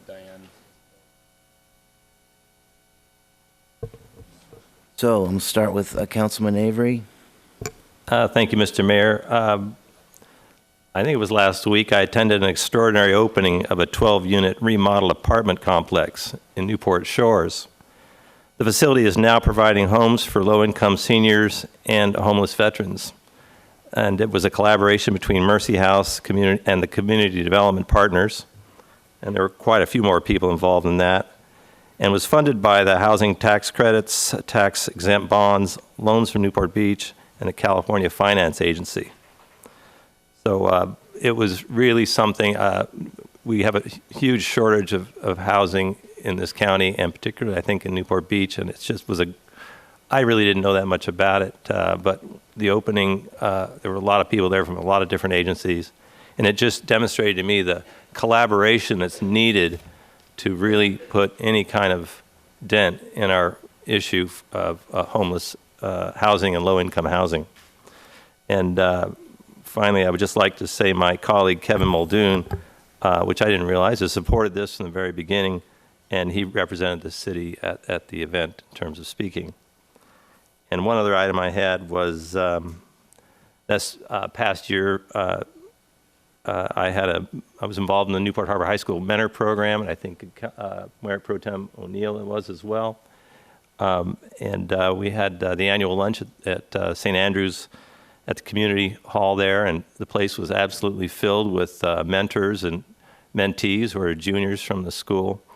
And it was just exceptional. I'm just really proud to be a part of the program, and it's I think, such a benefit to our community. And it's really great that it's continuing on and getting stronger. Thank you, Mr. Mayor. Thank you. Councilman Piotr. I take it this is the time for introducing things that we'd like to bring to a future agenda as well. So this is actually, a lot got moved around tonight. This is just oral reports from City Council on committee activities. So we're going to come back with an A1. Yes.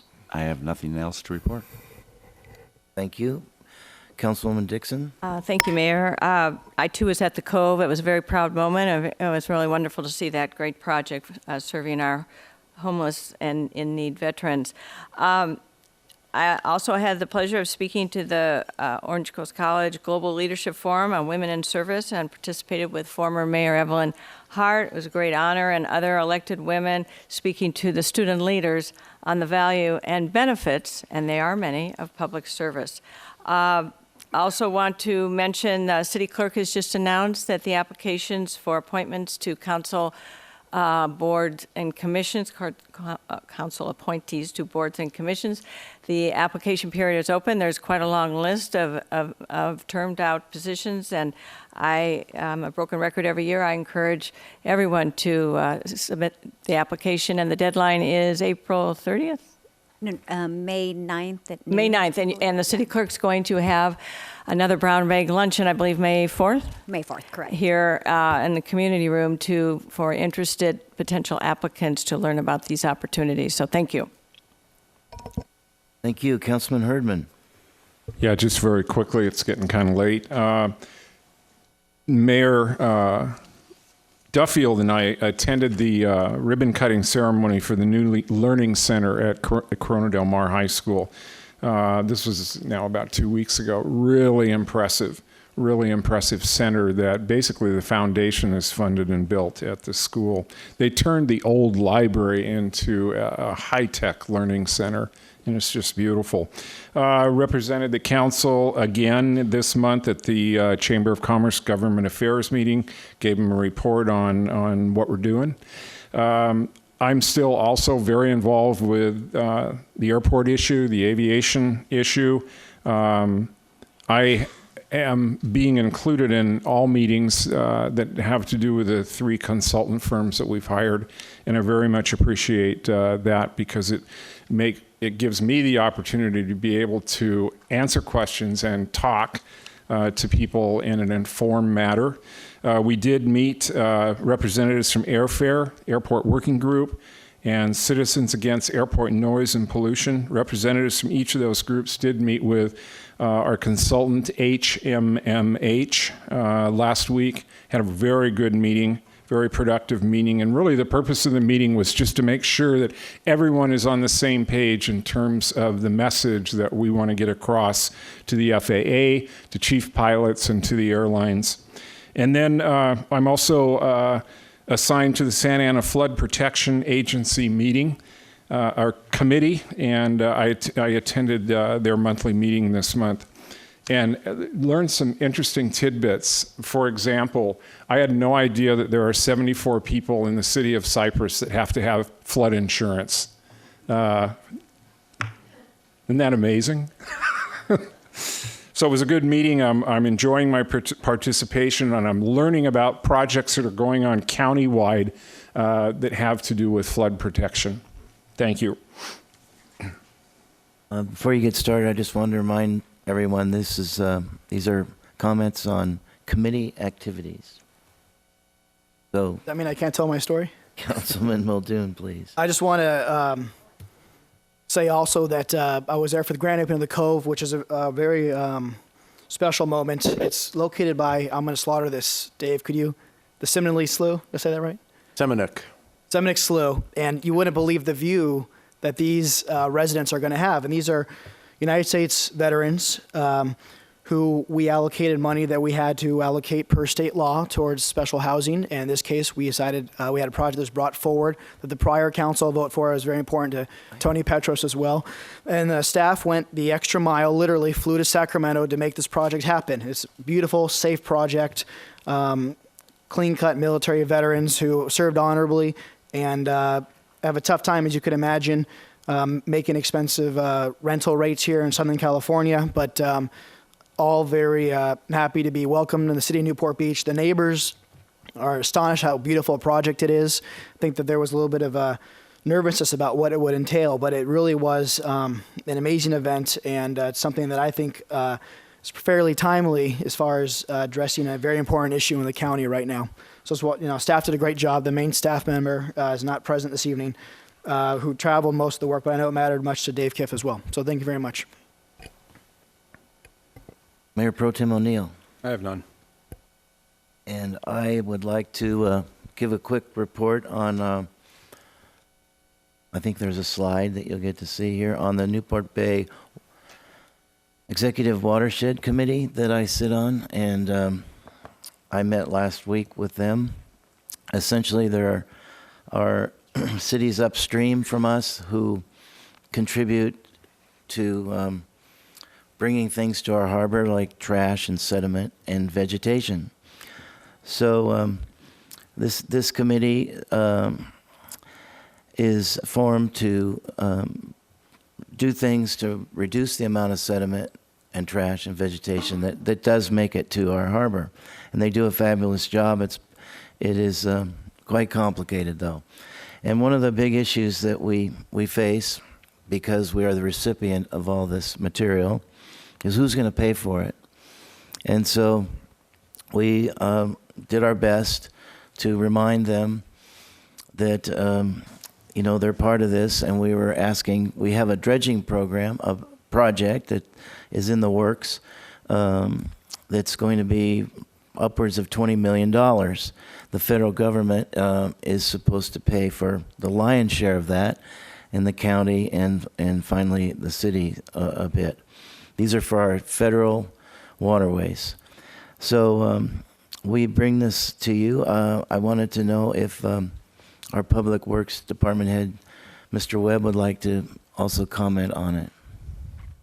Thank you, Mayor. Actually, I attended the meeting, and the mayor did a great job at informing the rest of the cities. You see the list there and the various agencies on this executive committee about our plight here and our dredging efforts. And he was able to get the chairman to support the whole committee and all the various elected officials, sending a letter along with us to the federal government to help support the efforts for our dredging.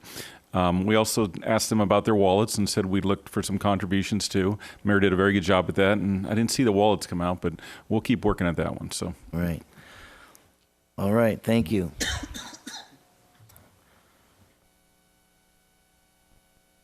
So,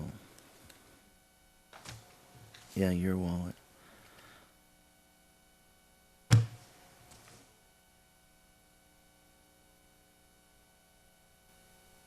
So we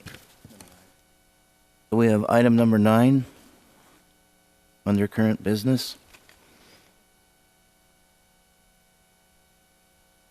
It's coming.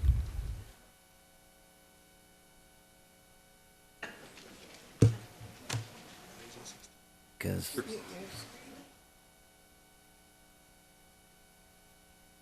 moved it to here. Oh, I thought you were leaving.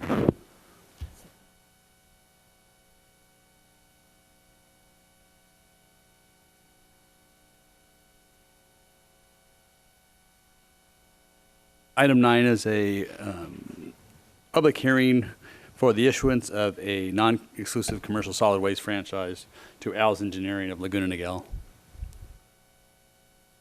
You want any further staff report? I don't think so.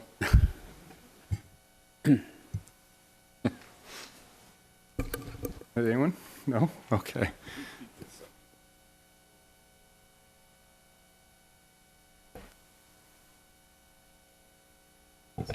All right, are there any public comments on this item?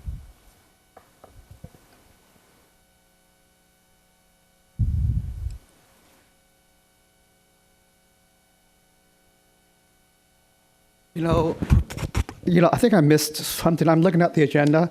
Item Roman numeral 16 says public comments. We've gone past that and we're in public hearings now. So are there going to be any public comments tonight? Yes. Okay, so you put them at the end of the meeting this evening?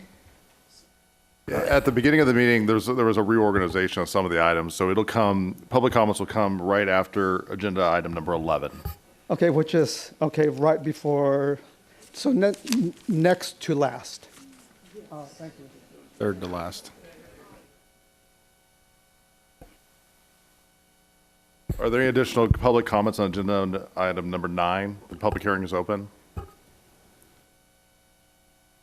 Yeah. I move approval. I'll second that. Let's vote, please. Prior to reading the vote, I'll read the ordinance title for ordinance number 2018-3, an ordinance of the City Council of the City of Newport Beach granting a non-exclusive solid waste franchise to provide solid waste handling services within the City of Newport Beach. Councilmember Dixon, you can vote, please. The motion carries unanimously, 7-0. Thank you. All right, we'll move to the next item, item number 10. So, Mr. Mayor and council members, this item is a public hearing as well on the 2015 amended urban water management plan. Stefan Catron is here. If you'd like a staff presentation, you don't have to. Anyone like a staff? I just had a couple questions, but not a full staff presentation.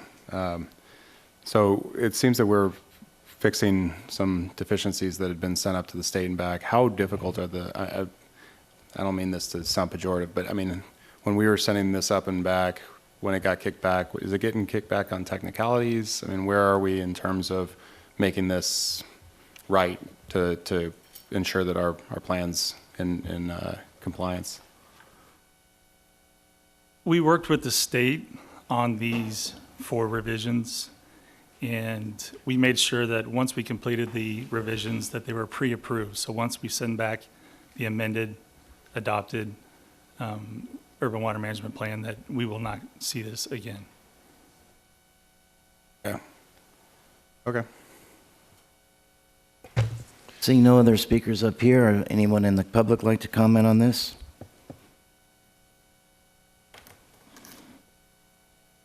Mayor Duffield, members of the council, my name is Jim Mosier.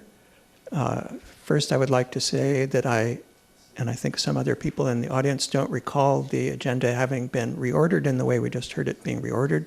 We heard item 12 was going to the end of the consent calendar. That's all I heard. I did not hear public comments for going to the end.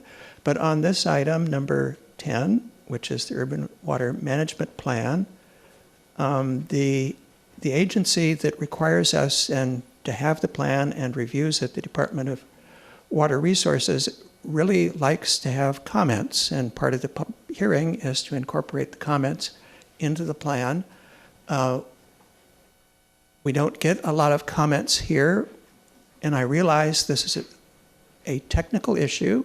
We have committees that look into technical issues.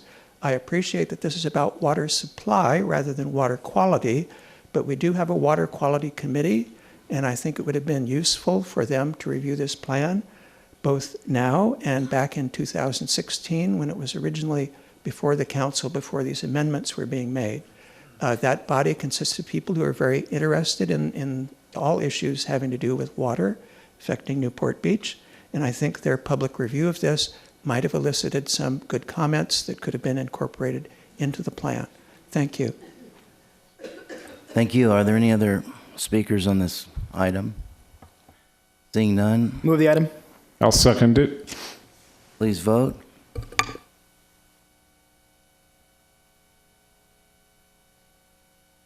All right, moving on to Motion carries unanimously, 6-0. item number 11. Mr. Mayor and council members, this next item is a general plan and housing amendment, housing element, annual status report. I think Simone's going to lead us off on that. Good evening, Mr. Mayor. Simone Georges. This is our annual status report. This is kind of a routine report that we report to the state on the status of our general plan. This is really geared towards our implementation of our general plan. We do this every year, and in addition, we actually do report on our housing element to HCD. We're happy to answer any questions. Deputy Director Jim Campbell is here with me also. I have a couple, Mr. Mayor. Go ahead, Mayor Pro Tem. Sure. So, Jim, one of the things that we've seen in submissions, both at the Planning Commission and then here, are concerns about the thoroughness of this, of what's been reported to us. Perhaps you could respond to some of those concerns, and perhaps if there's more discussed during public comment, you could address those as well. I'll take it. Thank you, Mayor Pro Tem O'Neill. The report is a status report of our general plan on our implementation. Now, our general plan over time has kind of transitions, and it needs to have some further updates, and the City Council has asked that staff look at the updates sometime in 2019. From a staff standpoint, we believe the general plan is being fully implemented. We go through it on a regular basis. We have, with regards to our land use applications, with our all of our land use, I'm sorry. So we believe that the general plan is current. We implemented it thoroughly, and this is just our regular reporting to the state. Thank you. Councilman Herdman? Just a quick question.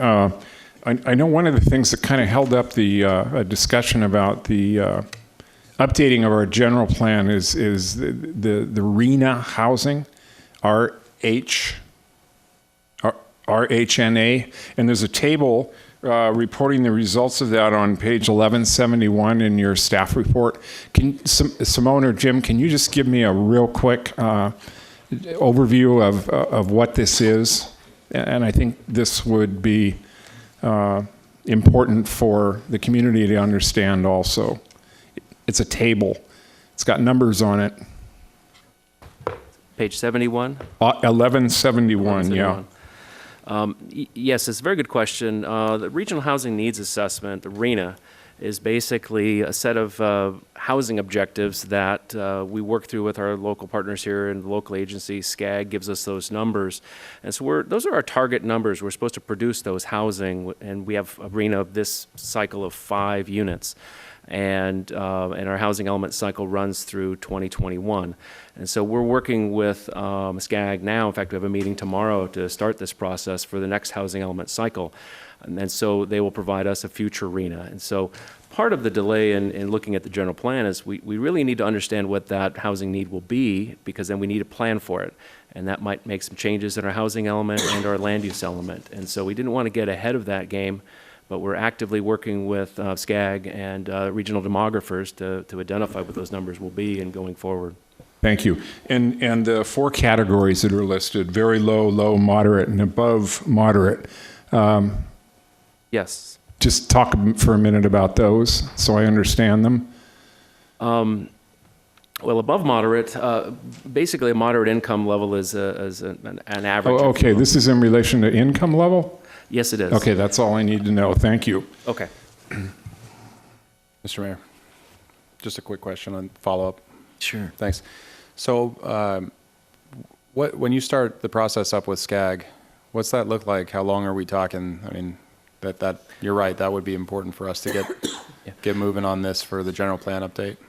Absolutely. The process has already started. We've had some preliminary discussions. We're working with the Center of Demographic Research, which is an outfit that's run at Cal State Fullerton, who basically works with the regional group, and we come up with housing projections. We look at employment numbers. We look at a lot of demographic information and economic information, and we basically collectively put that together. So that whole process, in concert with SCAG, is something that we're working on now. It goes into a variety of plans, the regional transportation plan, the sustainability plan, and then ultimately the RENA. So that process is starting now. We have our first official meeting tomorrow, actually, with staff, and so we're going to monitor this completely, and we'll see the results of that. And the RENA should be adopted in the fall of 2020. Okay, thank you. All right, thank you. Seeing no more questions up here, we'll take it out to the public. Are there any public comments on this item? Mayor and Council, my name is Dennis Baker. The first thing I wanted to mention was that, and this has to do with the general plan, was Councilmember Piotr said there was a big hole in the center. We happen to have a harbor and bay element in the general plan, which covers the big hole. The other thing is that I'm concerned, other people I'm sure will be speaking to different aspects. I'm very concerned about the process. I had a conflict and I was unable to attend the Planning Commission that reviewed this before it came to you. And I wanted to watch the video, and apparently just very, very recently, I haven't had a chance to look at it. The video has been unavailable because of technical difficulties, but I was able to listen to the audio. And there seemed to be a lot of confusion on the Planning Commission about what they were supposed to do. At one point, they were not going to vote on it, and they were very restrictive as to public comments. If you haven't seen it, I suggest you at least listen to the audio. And then they seem to kind of backtrack. There seemed to be a lot of confusion, and I think it's up to the council to make it very clear to the Planning Commission that they understand their process in the approval of this implementation report, because there were some very strong concerns about people in the public. So there's a limitation of you can speak, you can't speak. People came up to the dais, to this place and said, "I'm not sure what I can do." And then one of the commissioners was actually and it's in the recording, was very dismissive of the public's even being there. It was kind of like they were a pain in the butt to her. So that's about the process, and I have a big concern about that. So the council should actually make it very clear to their appointees as to what their responsibilities are regarding the approval of these types of things. Thank you. Thank you. Next speaker, please. Susan Skinner, and of course I'm here for a different reason, although I've been waiting for 2.5 hours for that. I want to address the fact that you guys are saying that you're delaying the general plan because of concern about the RENA numbers, but I'd like to point out to you that phase 2 of Uptown Newport has now been delayed until 2027 because the Jazz Semiconductor lease will not be done until then. And so you have 548 units that will be built there, and you have the remaining units of the 1,244 units that were designated in the general plan. So since our last RENA numbers were 5, I think it's pretty likely that the additional units that will be available under the 2006 general plan will be adequate for whatever comes up, even if you added nothing more in the general plan update. And so I would encourage you to go forward with it because I think you have plenty of units that are available if you manage it correctly. Thank you. Thank you. Any other public comments? My name is Dorothy Krause. And before I start really quick, Jim Campbell, these staff meetings you're having, are you going to be producing any, excuse me, Mayor Duffield, I would like to ask Jim a question, may I?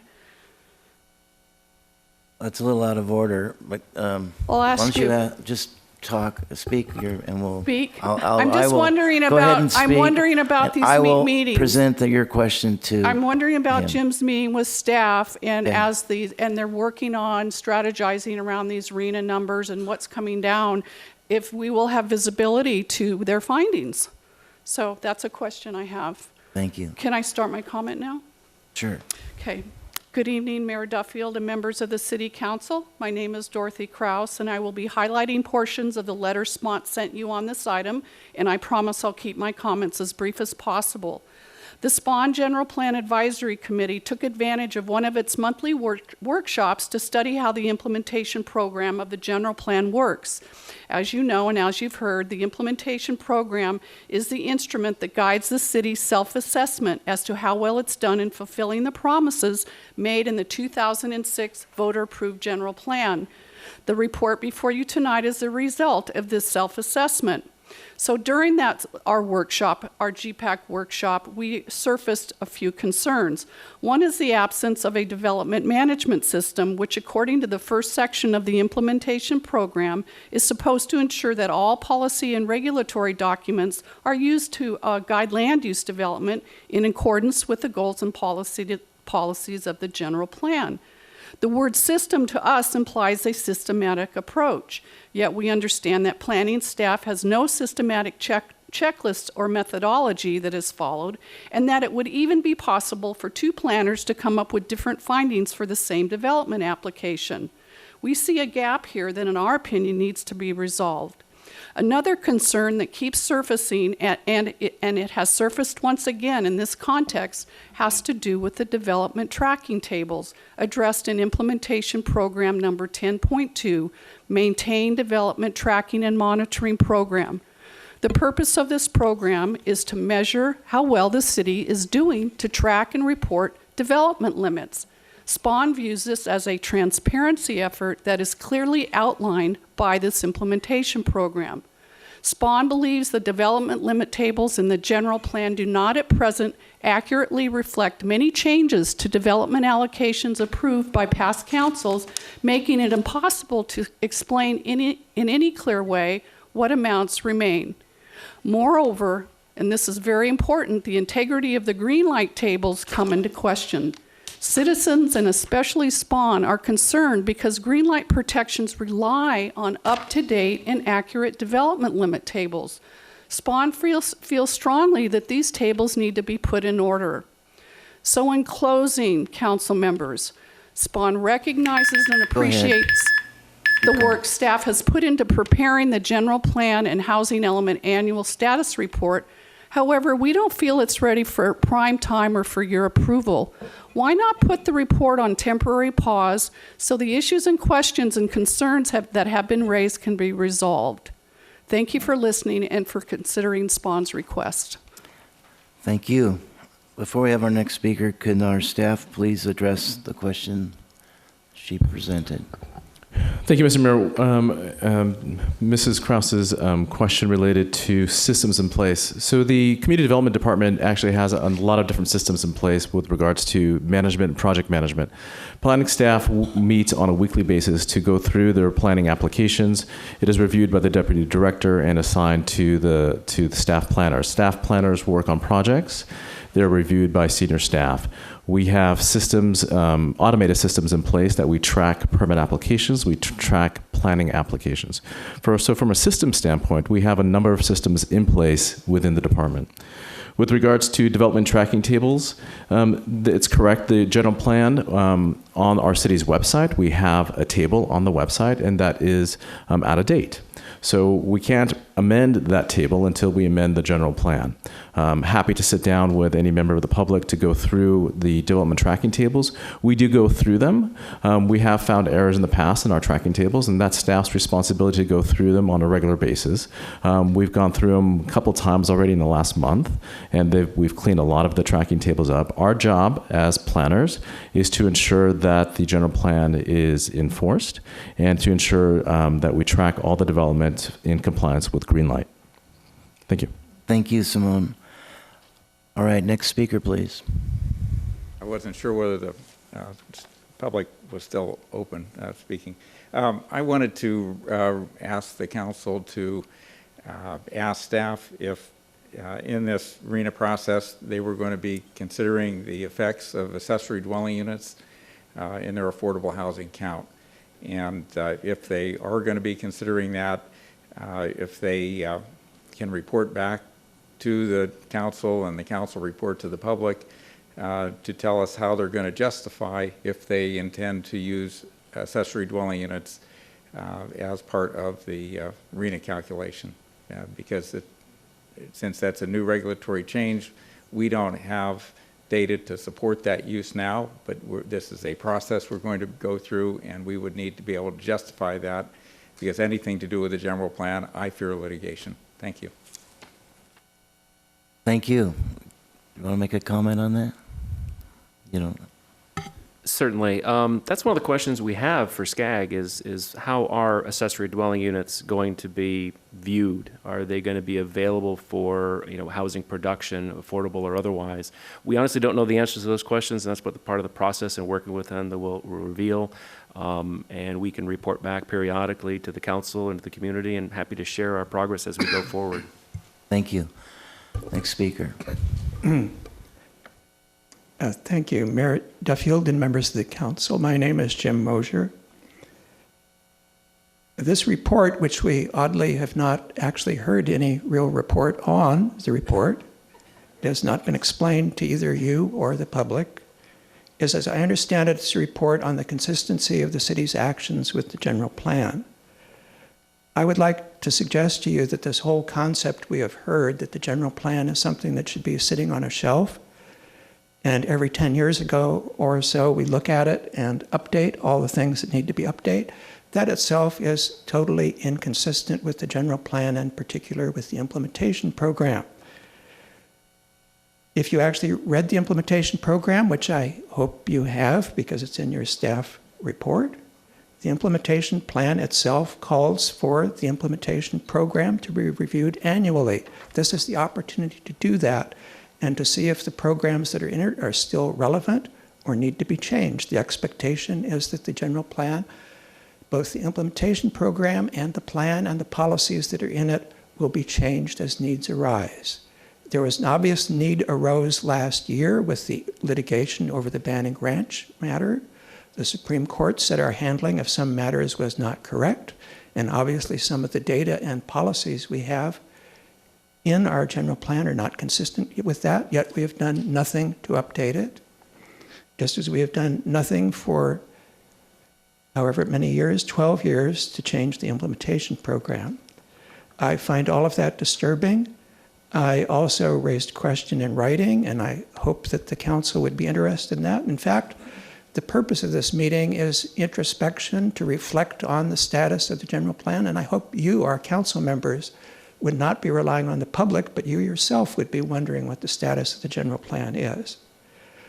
My concern, which I put in writing and have had no answer to, because I hope you will ask that question, is the state law changed last year. One of the things the implementation program is to say if we're still consistent with the state's general plan guidelines. 400 pages of new guidelines, an entire new book was published last year. There's nothing in the report about whether our general plan is still consistent with that or not. Why not? And the report is dictated by Government Code Section 65400.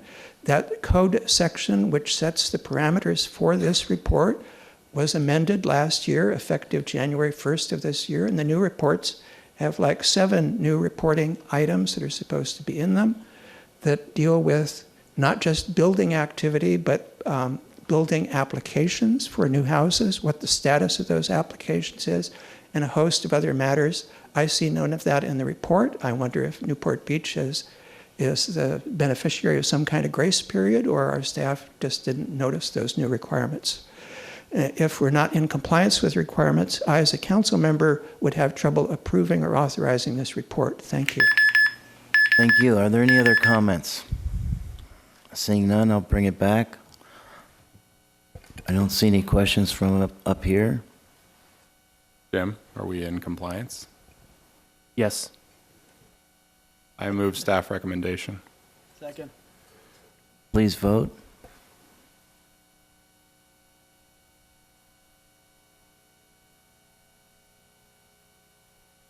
Motion carries unanimously, 6-0. Oh, I didn't see your name.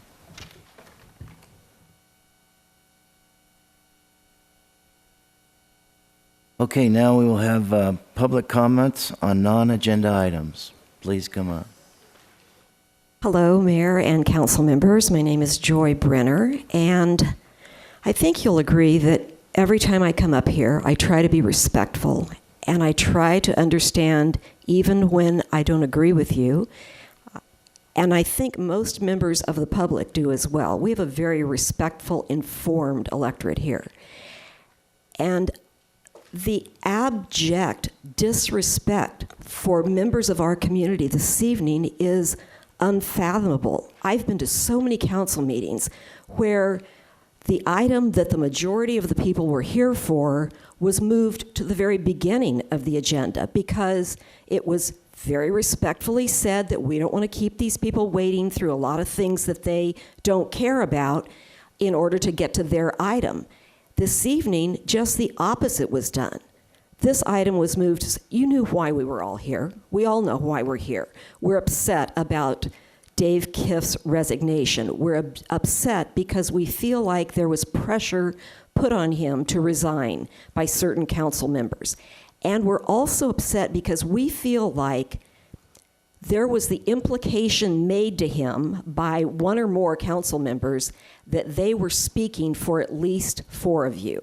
So even if you weren't the person putting any pressure on him, if they gave the impression that they were speaking for you and had your vote in encouraging him to resign or be fired and lose his benefits, then you are all culpable for that. And I don't think you understand how much this community respects Dave Kiff. If I were in one of those seats, Latrell, this isn't a football game. Please don't do that again. Just do this. Please. Thank you. If I were in one of those seats, this would not be happening because a majority of us would be giving Dave every acknowledgement and appreciation for the work he's done for us. Especially the airport people have to be extremely upset because Dave's knowledge and work on the airport exceeds anything that any other city manager you're going to find is going to be able to do. And you know, I wasn't sure about the recall. There were things that I regretted afterwards that we'd spent so much money and time and energy doing that. But what convinced me to do it was the recognition that if we didn't do it, something could happen during the meantime that would not happen if the recall had been voted on and approved. Now, I feel just the opposite. My only regret now is that I didn't get out there and walk more streets and talk to more people and give more money and do everything I could because I am convinced that Dave Kiff would not have resigned early if we had a different seating on the council. Thank you. Next speaker, please. Good evening. My name is Susan Skinner, and I've certainly enjoyed the extra time I've spent with you this evening. I'm here tonight to celebrate Dave Kiff.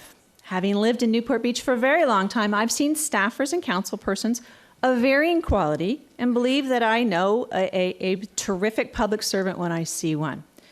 Dave Kiff is a standard of deviation higher in ethics and ability than anybody else I have encountered in my many years of political activism. Most of us recognize that quality, and that's why we've come out in force to share our appreciation, Dave, for all you've done for this city. Managing a city well requires running the gauntlet of a myriad of directives from people whom you serve, and I'm sure that there's times in which your ethics and priorities have been in conflict with those elected to the City Council. You have handled that with grace and humility. Even in the most trying of circumstances, you strive to put a positive spin on the situation. Many of us in the audience would not be able to follow your lead and accept what for most of us is the unacceptable. We appreciate you, and we will all work to make this city a better place in homage to you. Thank you for everything. I miss you already. Next speaker, please. My name is Lynn Swain, and I'm a 48-year resident in Newport Beach. Before I start what I have to say, I'd like to read a quote from next door. People saying it's interesting that Mayor Duffield faced an audience of voters who have come to speak out about the issue with Dave Kiff, and he moves it to the bottom of the agenda and makes everybody wait. These are your voters. These are all the people that are either going to vote you in or vote you out in November.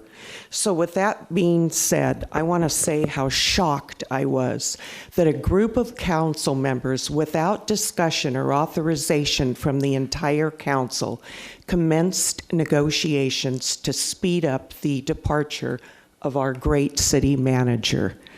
I am going to demand, as a resident and a taxpayer, a full, transparent investigation of your actions. Dave Kiff has been a great city manager and he is highly respected. I think the public deserves answers regarding the actions of the majority of the council who have been pushing him out to elect their own person. Are you four not team players that play well with the rest of the council? Unfortunately, I know Dixon had to catch a flight, so she couldn't comment. That was convenient when we moved this agenda item to the bottom. Team Newport continues to degrade our community with these corrupt backroom politics. We tried to tell you with the Museum House petition and the poor gas tax decision you made. We, the people, are now paying close attention to what you're trying to do to our city. We will continue to raise public awareness with regard to your decisions and those of your Team Newport leader, Dave Ellis. I hope that the four of you ask the Lord for forgiveness every day for the devious practices you secretly continue to make within our city. Just remember, we elected you and we can certainly vote you out. November can't come soon enough. Thank you. Thank you. Next speaker. Mayor Duffield and council members, my name is Michael Henn. I was mayor of Newport Beach in 2011, and I was a city council member for 8 years. I'm here tonight regarding the retirement of Dave Kiff, our city manager. Dave, among a long line of great city managers in Newport Beach, you are the finest. Your knowledge, dedication, integrity, work ethic, and accomplishments are second to none. I count among the foremost blessings of my life the opportunity to work with you for the betterment of the city of Newport Beach. Congratulations to you and your team on 20 years of superb service to our residents. Thank you from the bottom of my heart. I wish you and Tom success and happiness in all the remaining chapters of your life.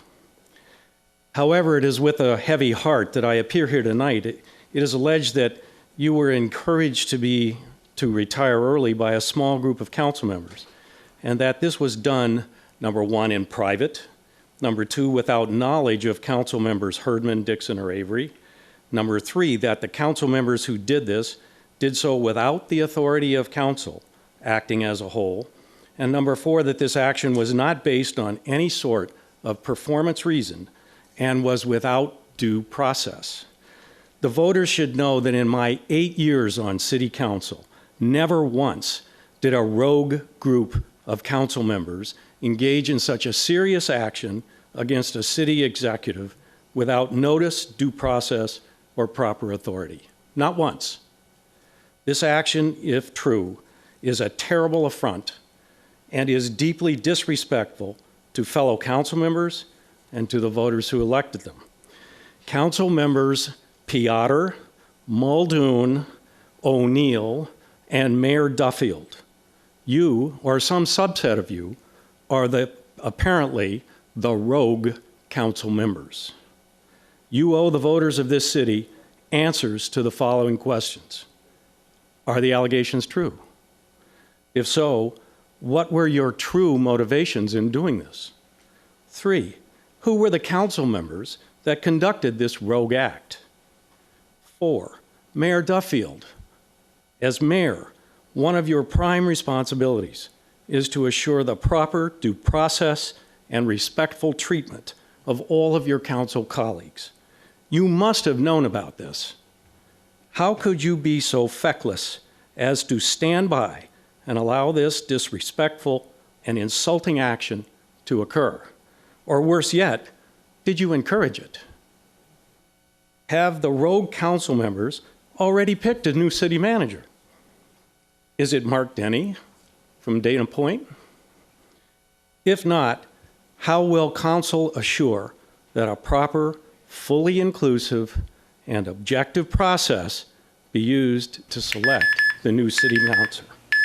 Most of all, Dave Kiff, council members Avery, Herdman, and Dixon, as well as the voters of Newport Beach, deserve an apology. Thank you. Next speaker, please.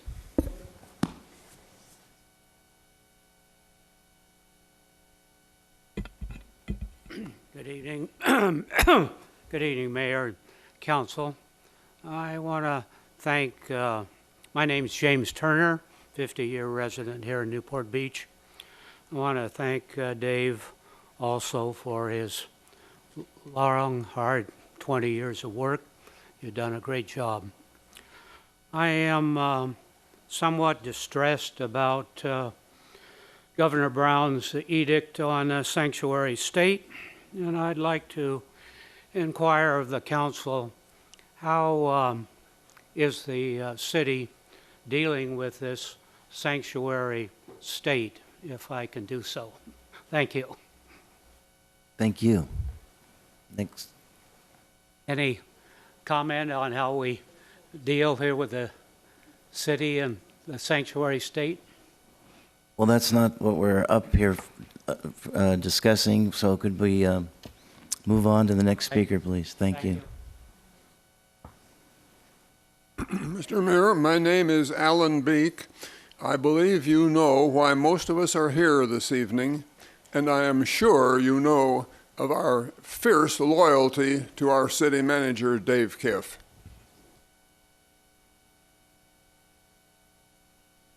Thank you. Next speaker. Mayor Duffield and City Council members, my name is Susan Riddle. I'm not part of the cheerleading squad for Dave Kiff. I wish Dave Kiff good luck in his next job. The city deserves a manager that doesn't make secret settlement agreements without advising or consulting the city council as required by the municipal code. They deserve a city manager that a judge doesn't find his actions so egregious that at a late date after finding out about Kiff's secret settlement emails allowed me to add violation of the Brown Act and inverse condemnation to my suit. It is a very high bar to reach. My neighbor, John Vallely, never won one motion as he stood before 3 separate judges as he sued the city for not allowing him to transfer his dock permit for the encroaching docks in front of my home. No problem for Dave Kiff. He secretly wrote a lease for docks in front of my home that he couldn't get a permit, that my neighbor couldn't get a permit for. There was no problem. The lease had to be based, there was one problem though, the lease had to be based on a current permit. My neighbor's permit expired with his parents' death, not a problem for Kiff. He wrote in the lease that it was based on a permit number that was expired and non-existent, and he knew that. Shameful. This lease, written between Dave Kiff and Vallely's attorney, was a dream lease that every dock owner in the Bay should seek to obtain. Who wouldn't want to carry half of the amount of insurance as required or have to not obey the environmental impact laws and have them taken out of the lease, as well as a vast number of other goodies that other dock owners in the Bay do not get? We all know what a violation of the Brown Act is. Inverse condemnation, I'll explain if you don't know, means that the government can take away your front yard for the good of the neighborhood with compensation and build a freeway off-ramp. They can't take your front yard and give it to your next door neighbor without compensation and increasing the value of your neighbor's property. Dave Kiff gave a potential 100-year lease to my neighbor for the docks in front of my home without compensation to me, and according to an independent assessor, adds $1 million to the value of my neighbor's home for the docks that are strictly in front of my property. If Dave Kiff thought he could screw a woman living alone and play like the docks were his to give without consulting the city council, who else is he screwing? And to top it off, knowing that there was a big legal brouhaha regarding the docks, admitted in a deposition that he couldn't identify my property or Valerie's because he had never taken the time to swing by and actually see what all the fuss was about. I can keep other people. If you're interested in seeing the amended complaint that the court it contains the city's model lease and the sweetheart deal that KIF wrote at the direction of Valerie. Can you get to the end, please? I can give it to you. Best Please. of luck, Dave. Thank you, Susan. Thank you. The next speaker, please. Good evening. My name is Suzanne Gauntlet. I live in Newport Coast, and I'm here for two reasons. First, I'm here for the Newport Mesa Unified School District. They want me to read a letter. They were at their meeting this evening and couldn't attend. I would like to read this following statement on behalf of the Newport Mesa Unified School District Board of Education. We heard that City Manager Dave Kiff intends to retire this year, and we would like to publicly note that the great partnership and support our district has received from the City of Newport Beach under Mr. Kiff's leadership. Mr. Kiff has been instrumental in collaboratively working with us on many joint projects that serve students in this community, including improved recreational areas, traffic, and safety. 4 of our board members live in Newport Beach and found him always to be accommodating and open in listening to us on a variety of topics, whether it was school-related or personal community concerns or suggestions. We think that Mr. Dave Kiff is great for our city, and part of us hopes that he will change his mind about leaving. Otherwise, we wish him well and thank him for the many wonderful things he has done for the city of Newport Beach. We truly value the partnership we've had with the city and are hopeful for a continued collaborative relationship that benefits students in this community. And then also, I just wanted to say a few things. I've known Mr. Kiff for about 14 years. We met over the Pelican Hill Resort, and he was very instrumental in giving me information about the original ERI with the Irvine Company and the Coastal Commission. I think the biggest surprise at the time was finding out that a casita was actually a 4-plex walk-up with carports. Because of that information, we were able to mobilize my neighborhood, hire attorneys, and get the resort changed to what it looks like now. It was going to look completely different. And other issues, he helped us in Newport Coast Elementary with the speeding. It's a freeway, I think you know. And he gave me all the information and education on why speeds are listed the way they are, and that every 2 years you have to do a survey. And unfortunately, they tend to go up. And Newport Coast Road is still a freeway. Hopefully in the future something better will happen there, but at least the signage is up that we worked on and so forth. And I just really want to thank Mr. Kipp for all the work he has done for our community and our families, and I wish you the best in the future. And as for the shenanigans or whatever is going on with you folks up here, I just hope maybe the district attorney will take a look at it and put it all to rest and do his due diligence. Anyway, thank you so much for your time. Thank you. Next speaker, please. My name is Elizabeth Starr. I've been a resident of Newport Beach for over 45 years. Newport Beach has books as well as boats, and this city council seems to think only about boats, and I resent that.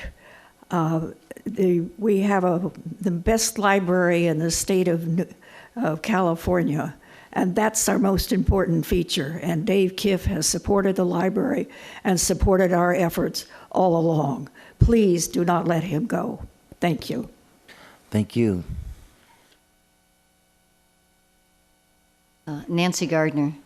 When I left the council, I made sort of one commitment, which was that I would try to follow in the footsteps of former council members like Jean Watt and Evelyn Hart, and continue to be involved, but try to be a positive force and to work to the betterment of the community and to bringing us together. And be quite frank, I'm not a supporter of Mr. Piotr. I'll be supporting one of his opponents. But I didn't join the recall. I felt it was divisive and not good for our community. And yet, here we are with another very divisive moment. And we are in a time when truth, we have truthiness. we have fake news. We have all these things. And this is one of those, sort of, to me, almost an insoluble issue we have here. There have been accusations made, and we're used to the best. We have a president who boasts about lying. So denials, what are denials going to mean? Not very much. And so we're going to continue with this divisiveness. You are partly complicit, though, I think, many of you. And what I would suggest is one of the reasons is that there is a man that sort of ties you together.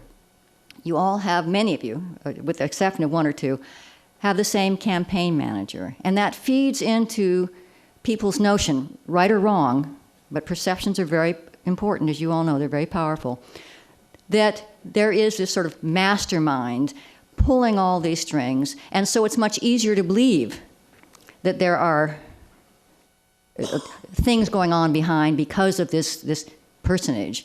So I would suggest that if one of the things you could do to help all of us is, as you start to campaign, change campaign managers. Have different people. At least it would eliminate that one particular shadow, which I do think is interfering with our ability to communicate at times and trust. On another note, Dave knows how much I think of him. We've worked closely. I'm sorry. My name is Jim Warren, and I live right across the street on Surfline Way.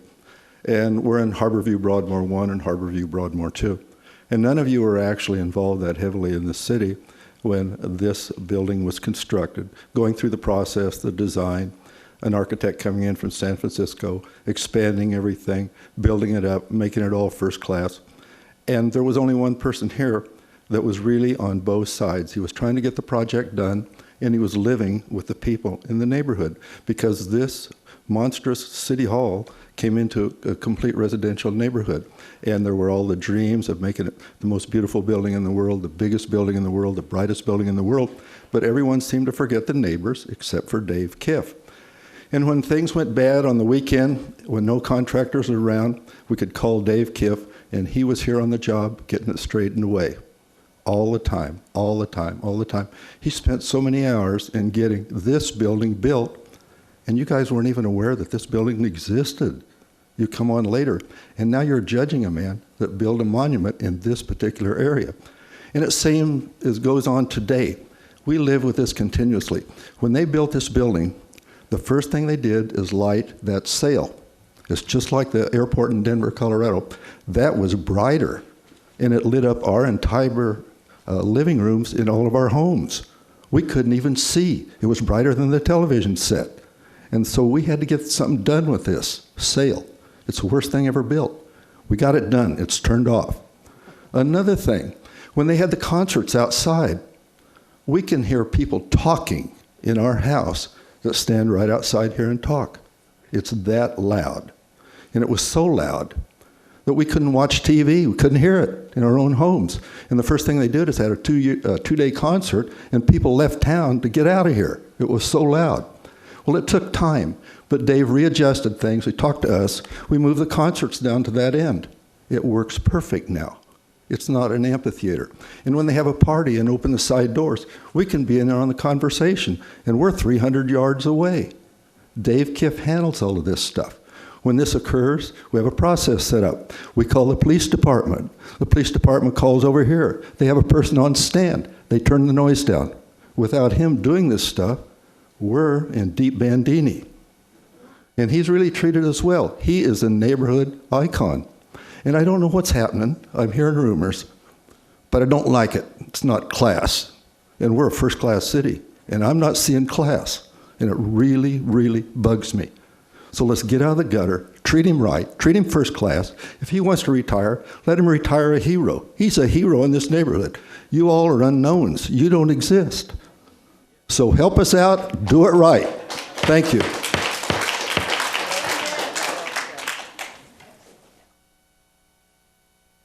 I'm Marilyn Brewer, and I'm a 33-year resident of Newport Beach. I had the high honor of representing this area in the California State Assembly, long before any of you thought of politics. Dave Kiff is one of Orange County's finest public servants. He has served this city with professionalism, integrity, and dedication. He has worked for the greater good of this community, and he has served with dignity.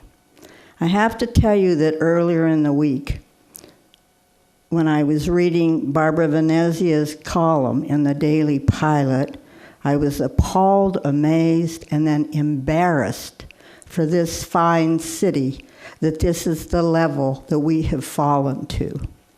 That 4 of our elected officials, the flip side of the coin, Piotr, Muldoon, O'Neill, and Duffield, recently conducted a meeting in private to plan the demise and firing of our esteemed city manager. Oh yes, they called it retirement. Was his retirement demanded? Was there coercion involved? These 4 men clearly and recklessly violated the Brown Act. Oh, just today we learned only 3 of them were in the room, but they had the vote of the 4th one in their back pocket. Sounds like backroom dealings. In politics, perception is reality. The perception and the reality is that you were not authorized to conduct such a meeting. You violated the law. The actions of these 4 men have placed the city of Newport Beach in harm's way and at risk. Risk of a wrongful termination suit or a sexual discrimination suit. You know better, or you should. 2 of you are attorneys. When you're elected, you're held to a higher standard, a standard that the 4 of you have failed miserably. You have willfully violated the Brown Act. You have compromised the city. You have made decisions that serve your own agenda. Your actions have demonstrated that you are unfit for public office. Actually, it's not time for Dave Kiff to go. It's time for the 4 of you to go. You have embarrassed yourself, and you have disgraced one of Orange County's finest cities. I call upon you, based upon your recent behavior, to step down from the office you hold and save this city from further embarrassment. Do the right thing. Mr. Mayor, as a point of personal privilege, I'd like to ask Mr. Kiff, did any such meeting Oh, give it up. that she just referenced, did Mr. Kiff, hang on, if you believe Mr. Kiff to be truthful, let me ask the question. Did any such meeting ever happen that she just described? No. Thank you. Oh, so did Barbara Venezia make that up? Stu News reported it. Did he make it up? Oh, I don't think so. Unfortunately, yes, Ms. And you may sit. Oh, thank you. But I would like to say, yes, many misstatements were made. I didn't mean it like that. Excuse me, a point of personal privilege. No, excuse me. Order, please. Point of personal privilege. Yes, many misstatements were made. Mr. Kiff did correct the record with the press. Some statements were made in Tom's publication. I don't fault him for that. That's the way this local blog works. And yes, many of the statements were inaccurate. So you come here and you make a bunch of statements that are not founded, and you do so in a very disrespectful way. And I think it's inappropriate. And as a former elected official, I would assume that of everyone here, you especially would know better. So my name is Tom Johnson. I'm publisher and owner of Stu News Newport. I wrote a column this past week, and for you to say I misquoted or misstated, let me tell you the following. Everything you said was a direct quote that you sent me.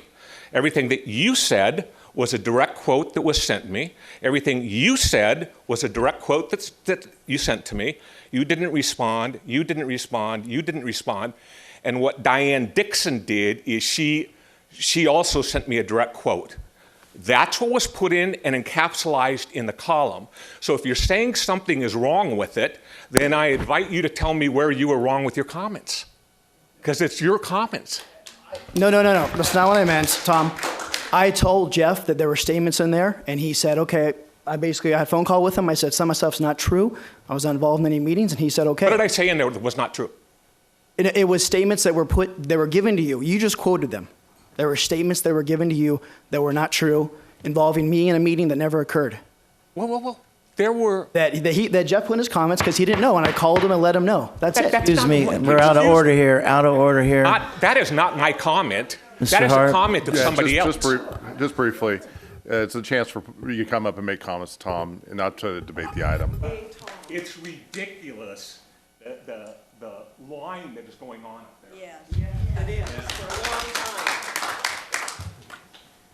I don't even know if I want to get up after this, but okay, Mr. Kiff, I know Mr. Kiff from working at the Nautical Museum, and what you did for the Nautical Museum. You helped us get grants. You helped Suzanne Lockhart get educational grants. There were so many great things going on in there. You took your own personal time to help that place out, which I thought was a great asset to the harbor, but that's long gone.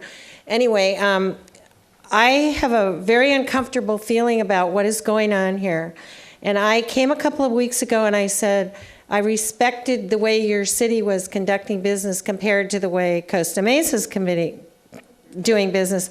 But what I see going on here is you are turning into Costa Mesa. This is exactly what is going on over there, and it's the same players. It's the Dave Ellis team over there. And I believe, like Mr. Rickheimer brought in the weakest possible CEO of all time. He does not work for the constituents over there. He's under Mr. Rickheimer's thumb, and he does exactly what Mr. Rickheimer tells him to do. I believe Mr. Kiff, you can't buy Mr. Kiff.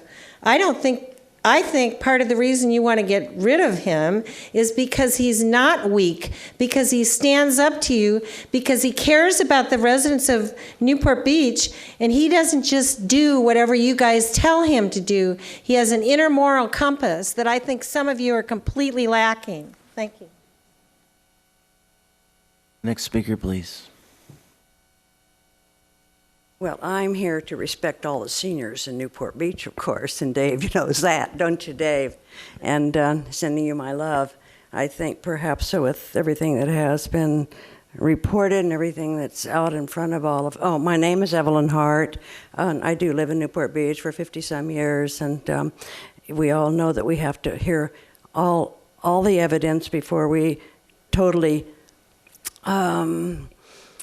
make up our minds on some things, so hopefully the city council, the 4 people have been accused of very serious, things tonight, and maybe you could give us a little explanation on some of this. Would really be appreciated. Love you, Dave. Thank you. Next speaker.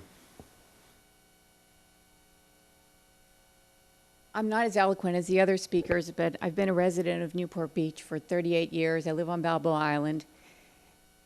And when I heard about Dave Kiff leaving, it made me mad. My heart's beating really fast because I'm really, really upset about this. He's always been so good for our city. He's always been willing to go above and beyond and to meet with the residents.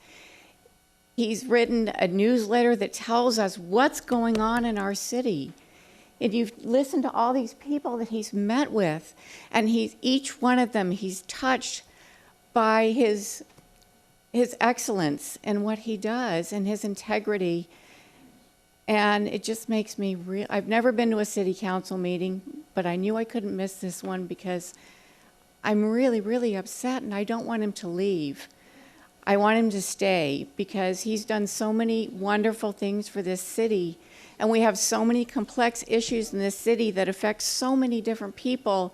And he's touched each one of them and done an excellent job the whole time he's been here. And I want him to stay. Thank you. Thank you. Next speaker. Good evening, Council. My name is Max Johnson, and I have been a resident here in Newport Beach for 23 years. I'm born and bred here in Newport Beach my whole life.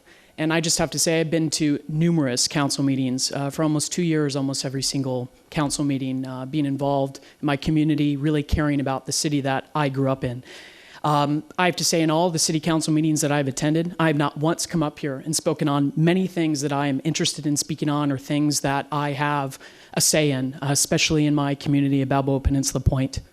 I have to say, this is one meeting that I will speak up on. I'm very nervous. I'm not prepared, and I found out about this just hours ago, just like many of the speakers here tonight. I am 23 years old, and I have a huge interest in public service. And the fact of the matter is that most of this city council disgusts me. And I have to say, from a young member who is interested in being in public service, really disinterests me in being in part of the City Council of Newport Beach. And I have to say, I speak for many members of the youth that these type of actions really increases our passion to get involved in being honest and truthful and serving the constituents that voted us into our districts. And I'm speaking on a national level and also on a local level. But I have to say that Dave Kiff, I have the utmost respect for Dave Kiff. He has always answered every single one of my questions, has been a complete gentleman. And I have to say there is no better city manager in the state of California. And that's a fact. And I would say that including in all of the speeches tonight, that I'm by far the least prepared. And I have to say the amount of speeches here tonight that I was moved by were just incredible. And the amount of people that I had the respect for tonight, former mayors, I mean, the fact that 2 former mayors came up here tonight and council members says quite a lot. And the fact that a former mayor said not once in his 8 years of service that something like this, one decision occurred in his 8 years of office, says a lot.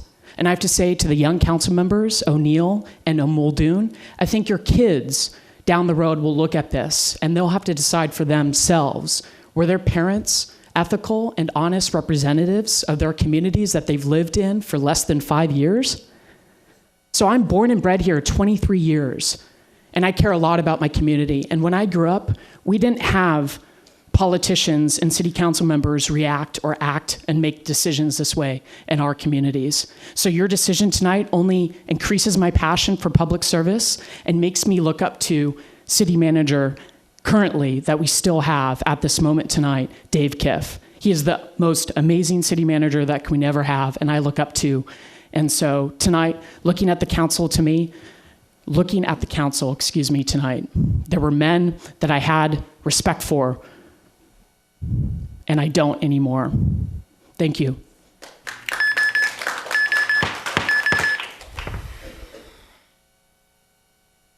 Mayor Duffield and City Council, I am Nancy Alston.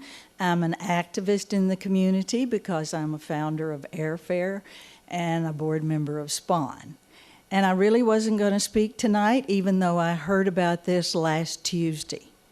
And I could not believe that it was true. So Wednesday morning, at the meeting that Council Member Herdman talked about, when the 3 activist groups concerning John Wayne Airport met with Dave Kiff and the people from HMMH, I pulled Diane Dixon aside after the meeting, and I told her, the first person I had told because I found it so shocking. I pulled her aside and I said, I want to tell you what I've heard. And she said, Nancy, that is not true. And I could tell by the look on her face that she knew nothing about this. But anyway, from an activist viewpoint about the airport, I want to tell you how much Dave Kiff has helped us. And we have 3 activist organizations, Airfare, which is a child of SPAWN, and I believe Councilman Piotr called us that. Anyway, CAANP, yes, I remember that cartoon, and AWG. And we're all very serious about helping the community fight the airport and the FAA. I know that the airport does not affect everybody in Newport Beach, but it affects a large swath and more every year. And Dave Kiff knows so much because I could call names. Predecessors have not always known much. And I've been here a long time, even though I don't sound like it. And he knows so much about the airport, and he always just moves ahead trying to find a solution. So let's consider that this is a done deal, okay? I want to talk about what comes next, because I don't want some ignoramus, a puppet, somebody who doesn't have any interest in protecting this city from the FAA and John Wayne Airport, or the members of the Board of Supervisors, those few who are in favor of expanding the airport. So I'm very concerned about how you're going to choose the next city manager. Is it going to be somebody you already know, or are you going to hire a recruiter? Maybe nationwide, maybe just in California, but somebody that you don't have a connection with, somebody that doesn't play the game quite so well. Anyway, I don't want to be insulting, but I'm really concerned about the next step. I want a city manager who knows as much as Dave Kiff does, and who is concerned about the airport and the harbor and the traffic and the whatever, as Dave has known. So that's the next step, because I don't think we're going to get this retracted. Thank you. Thank you. Next speaker. Good evening, Mayor Duffield, members of the council. My name is Nancy Skinner, and Nancy Alston is correct. We will never find another Dave Kiff. They just don't make them that good. But I am here to tell you that I'm fortunate to have known Dave about 10 years before he came here, because my husband and I spent a lot of time in water quality issues. Dave did the same thing you hear with all the other people telling you, the dedication, the effort to understand, the openness to all these people. It's just, we got to know him well, and we were just thrilled when he was chosen to be city manager. I can remember the night that happened, and all the city staff who were in the audience, and the minute his name was named, they rose up and cheered and clapped for the longest time. He's such a valuable asset to this city. And I have to admit that I have never met anyone ever that had more integrity, a higher level of ethics, honesty, and fairness. He is right at the top. And there are others that are at top, but nobody above Dave. He is just the best of the best. I'm just grateful to him, and I came tonight primarily to thank him for his service of all these years to the city. I just don't know how we're going to do without him. His time working with State Senator Marion Bergeson gave him experience in state and county government before he ever came here. Things that he was just an added extra that you got from Dave. He knows he knows his way around those places. Newport Beach has been blessed to have someone as qualified as Dave managing our city all these years. Dave, you will be greatly missed by all of us who value and appreciate good government. You leave a huge hole in our government here in Newport Beach, and I don't think it's ever going to get filled. We love you. Thank you.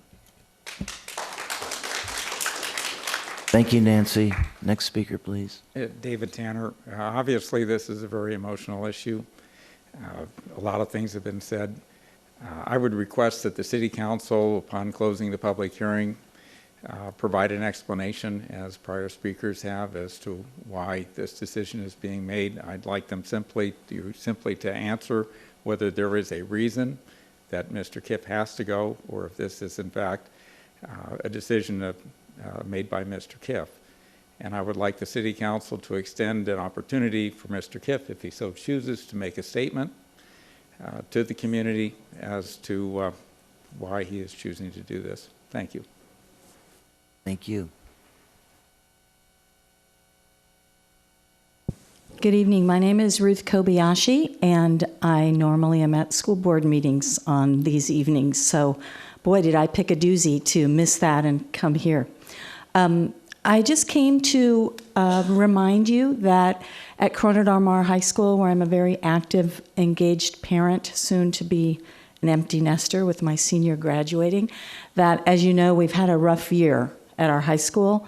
And I want you to know that our administration at the school level and the district level is all hands on deck to really try to make a difference and work together with our community, our police department, our healthcare professionals.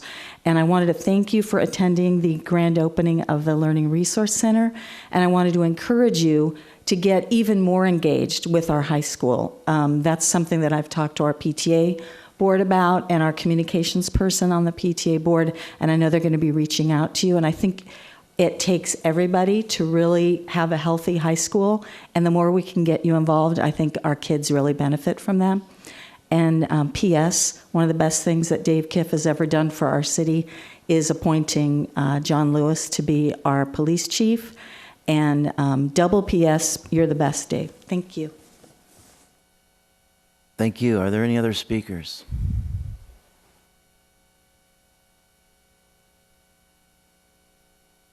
Yes, my name is Karen Carlson, and contrary to all the other speakers, I've really never had any dealings with Mr. Kiff, but I've respected him for the I've lived here 50 years, and for his term. He represents integrity. And I think we have to address the elephant in the living room sort of right now. Why did this happen? There is certainly a community perspective that he is being forced out. He's being forced to be quiet. Why he could not finish his term